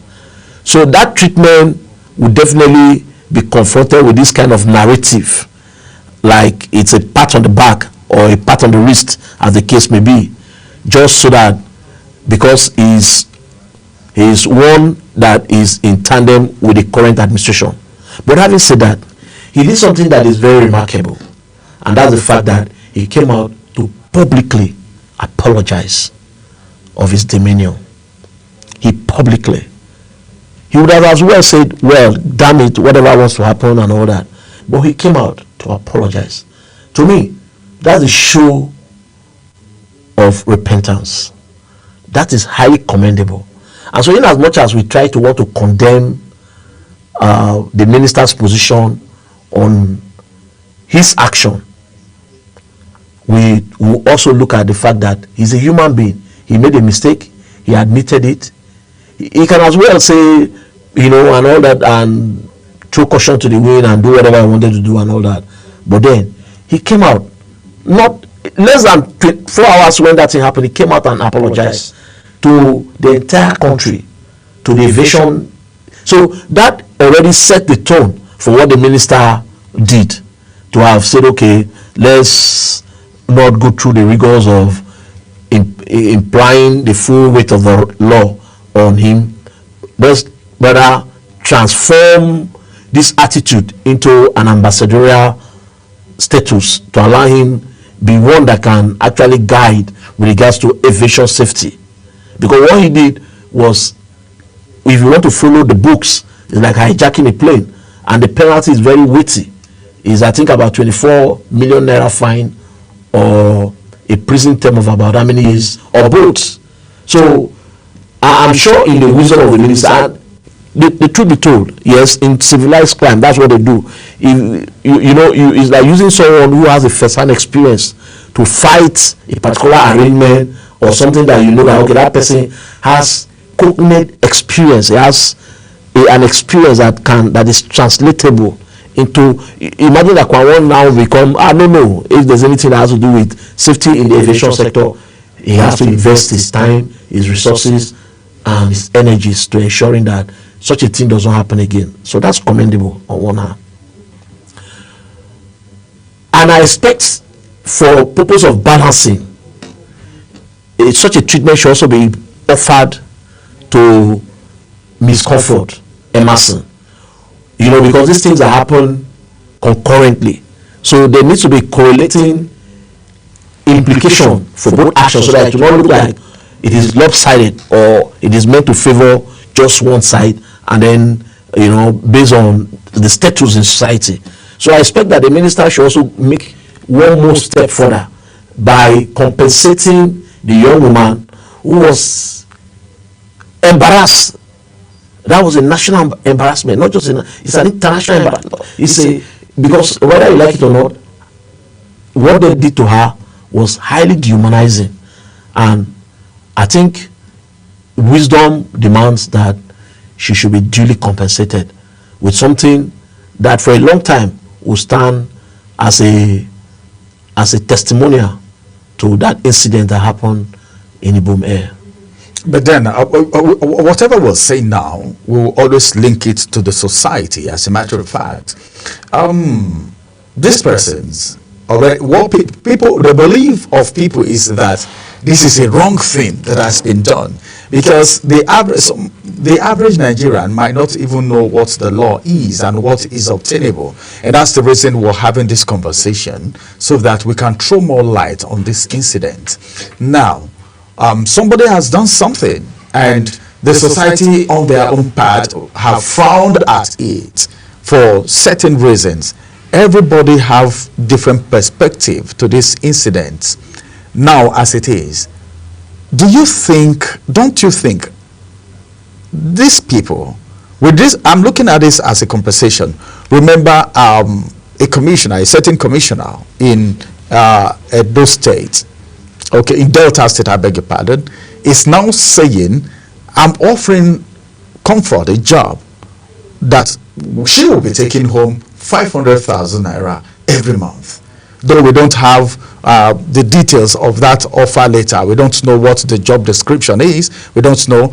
Someone, a billionaire, okay, have said, okay, come to Qatar, all trip pay, all expenses, come to Qatar, everything will be taken care of. That's for Emerson Comfort now. Now for Kwam1, as the case may be, his ban has been reduced to 1 month.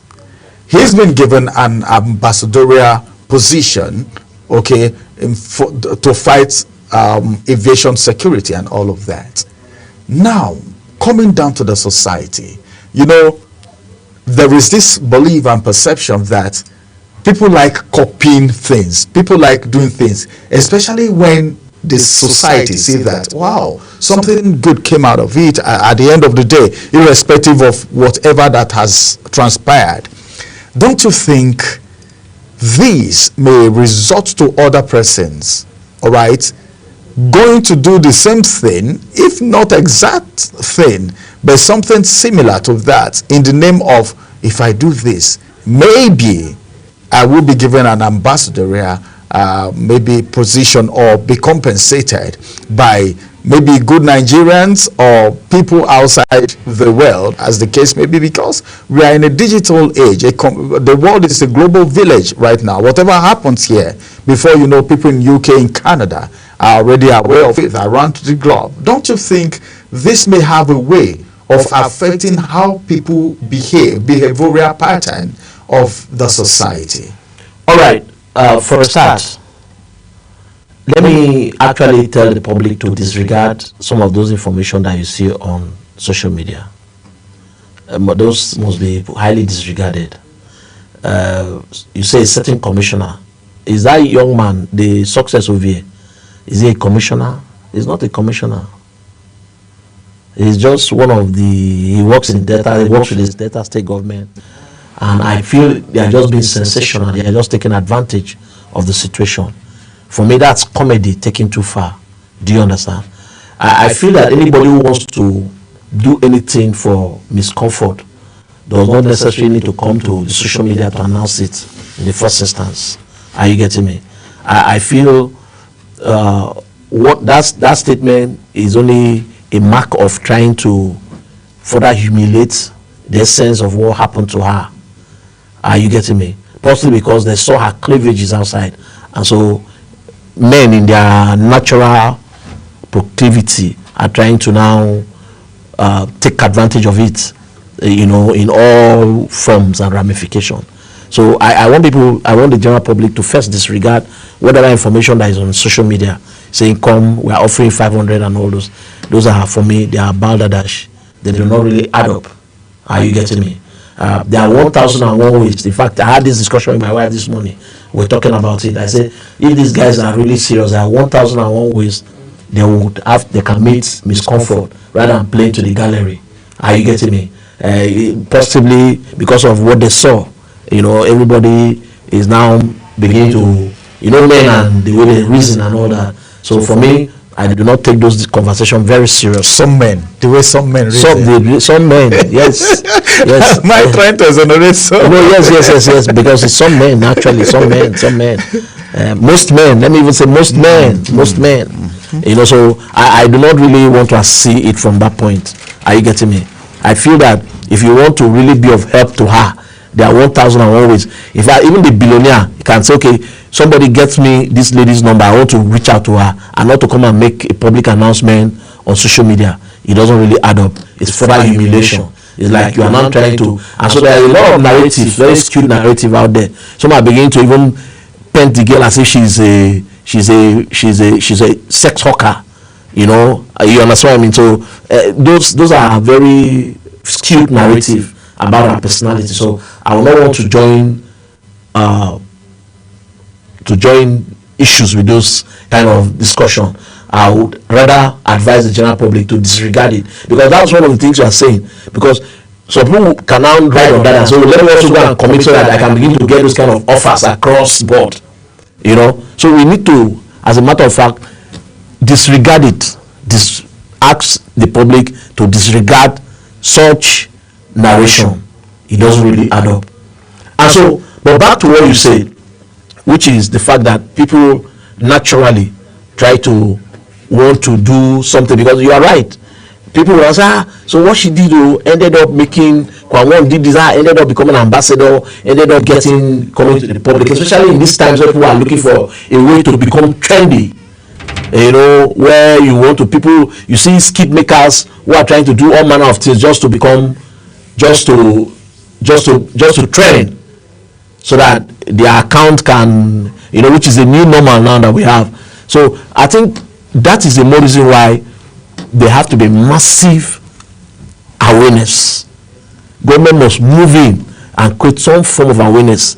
You and I know how many times you go and buy ticket. How many times have you read through the Aviation Act or what the rule says before you fly and all that? How many people really take time to do all that? Very few. I'm not even sure. People are too much in a hurry. They say Nigerians don't read. They don't read. So all we know is that even in so many times, I tell you, I have this experience as many times as possible. I've sat with so many people when it's time to fly. That's when they use their phone the most. The stewardess or whatever, the air hostess will come and say, put on your phone. They will just quietly drop the phone. As they move away, they will continue. So it's already in the Nigerians, we don't like to obey rules. We don't like to. So I feel that this is a wake-up call for us to begin to obey the rules and also train those who are stewardess or stewards on board flights to be able to know how to treat people accordingly. Do you understand? Because I feel that it is a lack of proper training, lack of proper orientation that made even the staff of the airline to have acted in that manner. You and I know that there are 1,001 ways that lady would have been quietly taken off that plane. There are 1,001 ways that, you know, whatever those displays would have been suppressed to the level that we will not have this kind of, the whole drama that took place. It was uncalled for. Are you telling me that girl is so powerful that the whole airport staff has to come, that she has to be dragged like a dog? Even dogs are not dragged that way. We're trying to round up anyway, but then I'm very concerned about the society, because if we have a sane society and people are well cultured and all that, some of these things won't even happen at the top there. Now, that's my perspective anyway, but then I don't know if you differ in opinion. Now, this is the question. What do we do, all right, to arrest societal decadence? Because whether you like it or not, there are some things. There is this belief that two wrongs cannot make a right. There is this belief that, number one, somebody was saying something and he said right from the family level down to the society, before you even come to the fore, to the public, so many things, so many assignments need to be done, especially on people in the society. What do you think? What do you think should be done, all right, to arrest certain situations? Because sometimes some people may want to attribute certain situations to maybe, number one, influence. You know, you are a Nigerian. Do you know who I am syndrome is everywhere. That's one. Substance.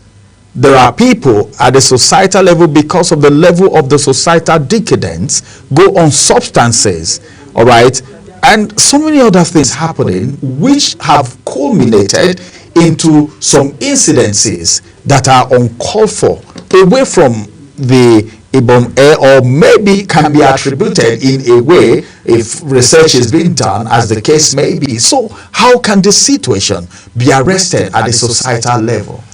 The truth be told, you cannot get everybody to behave in a normal way wherever in the world. We are actually going to have isolated cases of misbehavior, however you want to look at it. In as much as I agree to the fact that society holds a very prominent place in helping us shape the way we reason, but I must also let you know that for whatever reason, this whole arrangement is a matter of cultural background And don't forget, like I said from the beginning, some of these people, especially when we have untrained staff, people who are untrained, people who are untrained. For instance, I don't know how true that is. Somebody, I read the post where somebody said the air hostess was a petrol attendant before she started working in Boom Air. So naturally, she may not even have the requisite cognate experience to be able to even be an air hostess in the first place. So part of the challenge is not just about society or parental training and all that.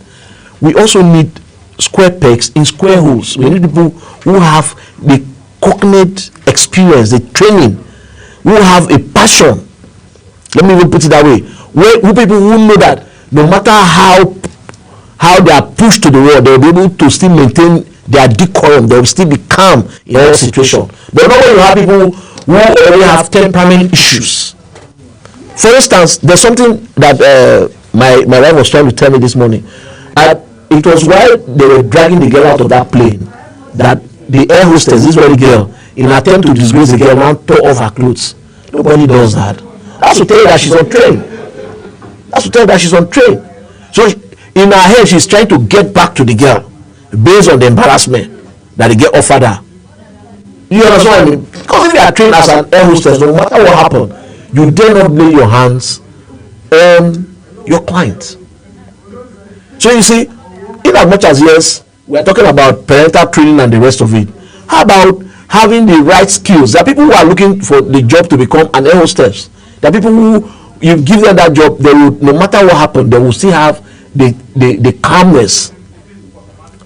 They will still have the attributes of someone who should be an air hostess. So in as much as we are looking at it from the point that yes, society and all that, and ego problem and all that, we should also look at people, the right people doing the right job at the right time, not necessarily offering people jobs because they come from the same place with us, or because they are our sisters, or because they don't have a job, or because no, do they have the requisite skills? Do they have the temperament to be able to put up with the issues when they arise? In fact, that's why in HR, one of the first things they ask you, how do you manage crisis if they ever arise? So it is the inability to manage this crisis that has escalated. Don't forget, there are people, these things happen every day on board the plane. These things happen every time. People don't off their phones, people misbehave, but it doesn't get to this level. It only got to this level because the authorities could not manage the process properly. And I feel that with the hardship in the land, people are already sitting on edge. Almost everybody is actually contemplating one way of misbehaving or not acting right in public and all that. People are getting mad on their own.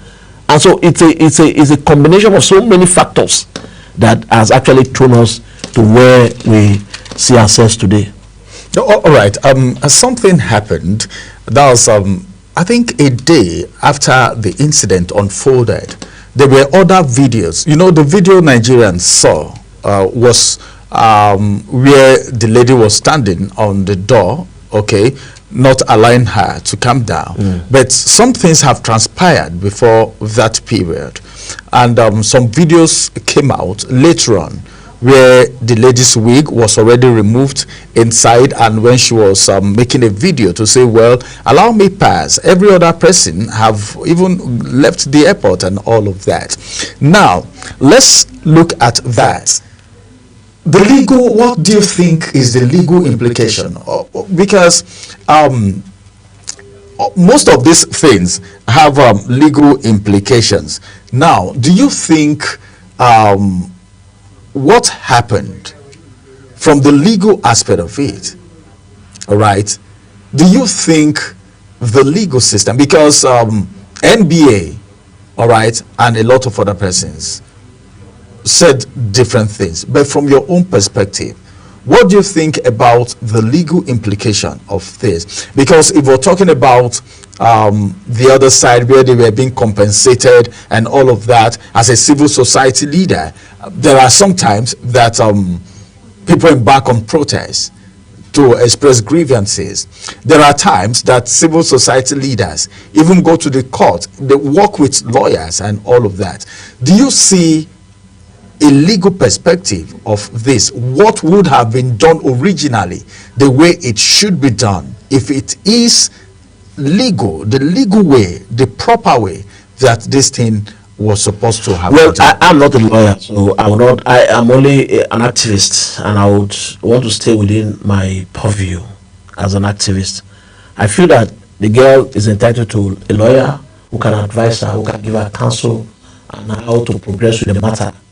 So, and she is within her constitutional and human rights to demand justice, to ensure that whatever infringement must have been committed in the course of all this drama is readdressed, either through compensation or either through a proper redress by a court of competent jurisdiction.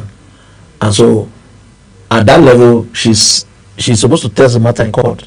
She's actually supposed to make sure that, because it's a trampling of our fundamental human right, and we need to use it as a classical case to be able to set the record straight, to ensure or to deter people from behaving in this way. However you want to look at it, on both sides of the divide, a crime was committed, because we also have videos of her on board where she actually raised her hand on the air hostess. So it is only within the ambit or within the court that these things can be properly determined. So I think the onus is on her to decide whether she wants to see to the end of the matter or allow it lie.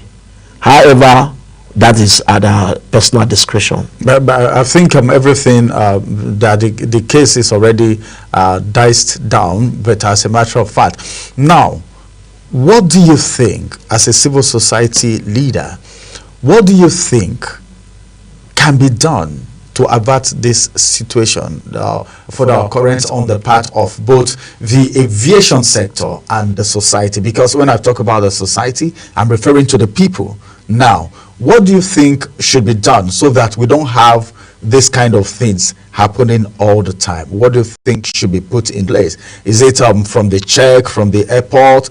Is it that instruction? You already talked about some of them, but then as we draw conclusion, what do you think it's your advice and what should be done by both sides, both the society, which is the people, the aviation, the federal government, to ensure that total sanity returns to the aviation sector and it stay at the pedestal where it was staying before, at its has to do with how it was being held in high esteem?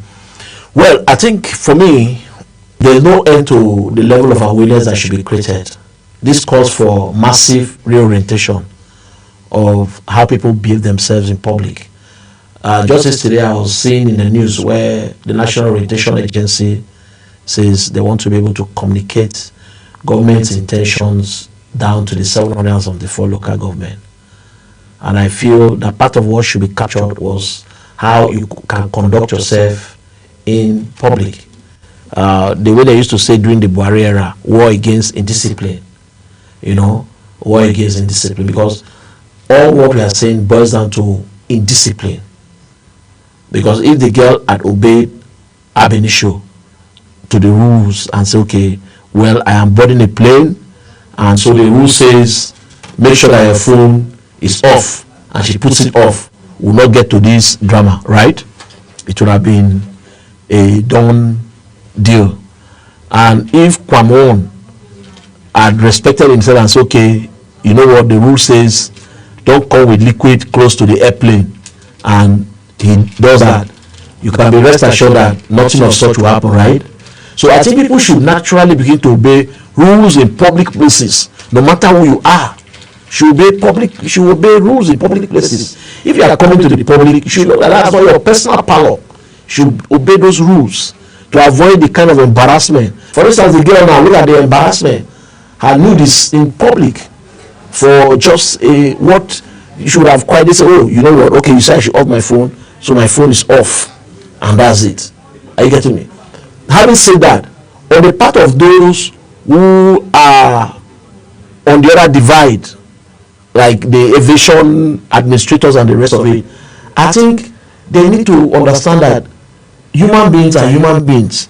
You cannot, because somebody did something wrong, and then you want to now entirely bring down the entire house.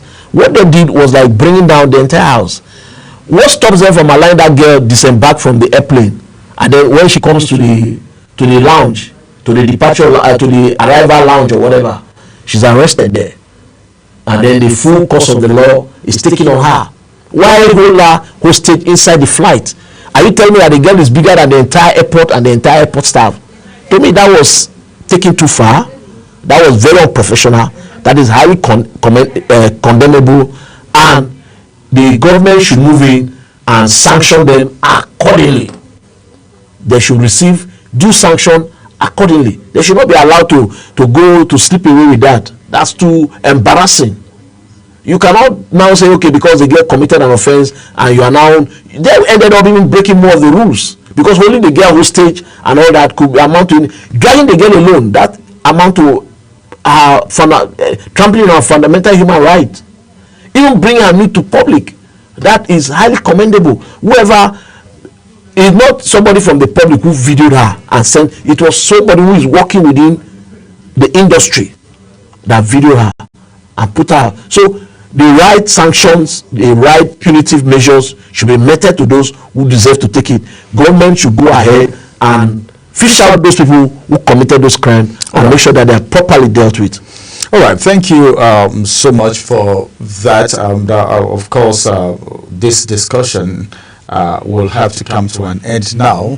Thank you very much, Dominic Ogako, for joining us on this conversation. And of course, this is how much time will allow us to talk about the fracas and the implication on the aviation regulations. Thank you very much for joining us. Thank you for having me.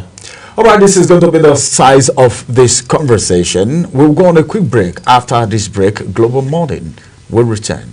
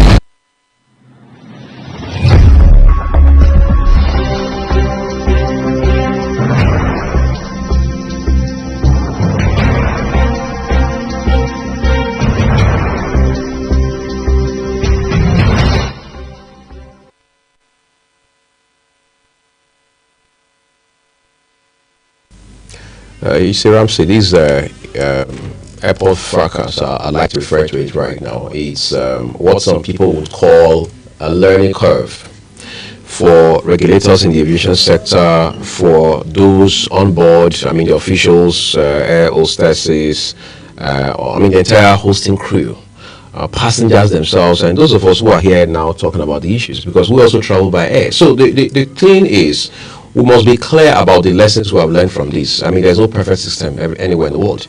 However, going forward and starting with this particular incident, we must be able to put a finger on specific lessons we've learned and see how we can expand them to do better next time. Because it will be far more embarrassing if incidences like this were to occur again within similar, if you like, context or under similar circumstances. It will look like we never learned anything from this in the first instance. It's not just going to be about what the law says or what the law does not say. It's more about how people conduct themselves, how people behave. There's a way you must conduct yourself while you are at the departure lounge, all right, whether the regular one or the executive. There's a way you must behave yourself when you are arriving at an airport. There's a way you must behave yourself before, during, and after boarding. These are things that basically we should know. And it will appear that most of us don't even read some of these basic items by way of regulation, because when you look at every time you print out your itinerary or your ticket, you see some of these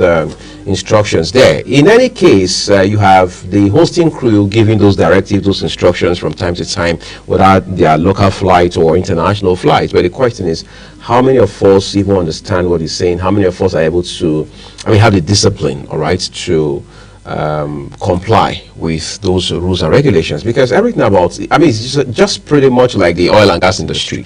Regulations are not to be negotiated, all right, or things that you're supposed to subject to your emotions or personal preferences, because you're not the only one aboard that jet. Well, that's very true. I think that's very fundamental, and some people don't even know that those regulations exist. And I think it boils down to the fact that people are not educated. Some people believe if I have the money to fly, I go fly. What a lot of people are concerned about, they don't even take into cognizance, number one, what the laws, what the regulations are saying. If I can afford to pay for my air ticket, that's all. That's what a lot of people do. And also that it's been said and believe that in this part of the world, people don't read. I wonder if, even if you give people pamphlets, if you give people the regulation books, would they really read it? So now, how can this message be passed across? All these things have ripple effects on the society, and that's where the concern is, because we have a lot of people. Take for instance this whole thing. We are in a digital world. We are in the 21st century. The world is becoming more of a global village, where if anything happens in any part of the world, before you know it, it's on the social media. And millions of people, if we do a check right now, you'll see how many millions of Nigerians and people around the world that are on different social media. Talk about Twitter, talk about LinkedIn, talk about Facebook, talk about Instagram, talk about YouTube, and the host of others. How many people are right there now? TikTok and the rest of them. And this information are being passed across, and it is communicating different things to different people at different levels, and that have a way of affecting the society. The little child who is 14 years, the way they digest information and images they see on social media, videos, is quite different from the way you view them and what you deduce from those videos. So at different points, at different level categories, we see these things affecting the society either positively or negatively. And these are some of the things that these people at the top don't even know. They don't even care about. Let me say it that way, because if you look at all of these things, away from Wasiu's case now, talking about the Ibom Air issue, who did the video? Was it pre-planned? Right. Was it scripted? Was it scripted? Nigerians, I think we need to know a better way of doing things. We need to have a better way of doing things. You come to an accident scene when people are running up and down to save a soul, to save life. Some people are doing video. What for? Because they want to put up content. They want to trend. They want to trend. And monetize. And monetize. You know, whereas there are 1,001 other things that can be done on the internet to make money. So, thank God everything is dying down gradually, or else questions need to be asked. We are only saying these things now so that preventive measure, cautions can be taken, all right, precautions, so that these things don't happen again. Why was that video on the internet? Do we have regulations that said whatever happened? If we will have regulations to say, well, put off your phone while on board, I think we should also have regulations that should say, well, whatever happens on air is on air.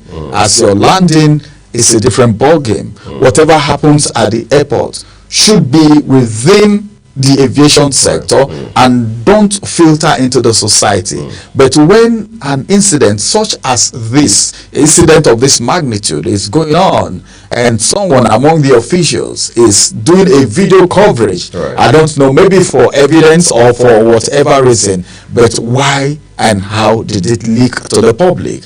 What impact is it having on the society? Like I said, different people perceive these situations differently, and it will make it, there is a way it affects the behavioral pattern of the people in the society. We have a lot of decadence in the society that we are trying, that people are trying to do a control measure, you know, how to handle this situation. Then we're having more of this. It becomes worrisome, and I think the authorities will need to look into this so that we don't have these situations reoccurring in the nearest future. All right, there's going to be a lot of work to do in this regard, quite frankly. Ramsey and I have taken out a chunk of time this morning on the program to discuss regulatory concerns around these developments, what the authorities, the regulators would have to do going forward. And we also talked about, well, what's the flying public should be aware of in terms of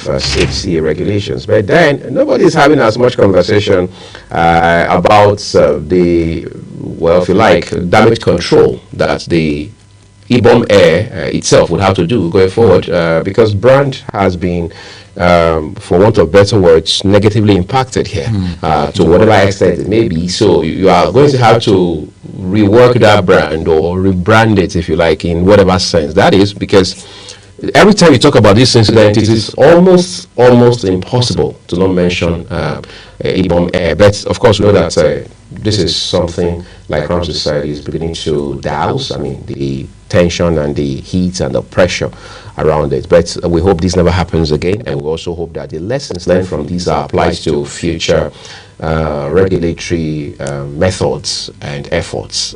That's our wish. But that's the much we'll be bringing you on the program this morning. We'd like to say a big thank you to everyone who takes the time, weekdays and including weekends, to join us here on Global Morning. Remember that the views of our guests on all of our programs, including Global Morning, are their opinions. I'm Uyi Agmofebe. Thank you especially for joining us today. I'm Ramsey Enoch. Thank you for joining us. We'll bring you the weekend edition of Global Morning, Saturday and Sunday. Keep watching Global Television.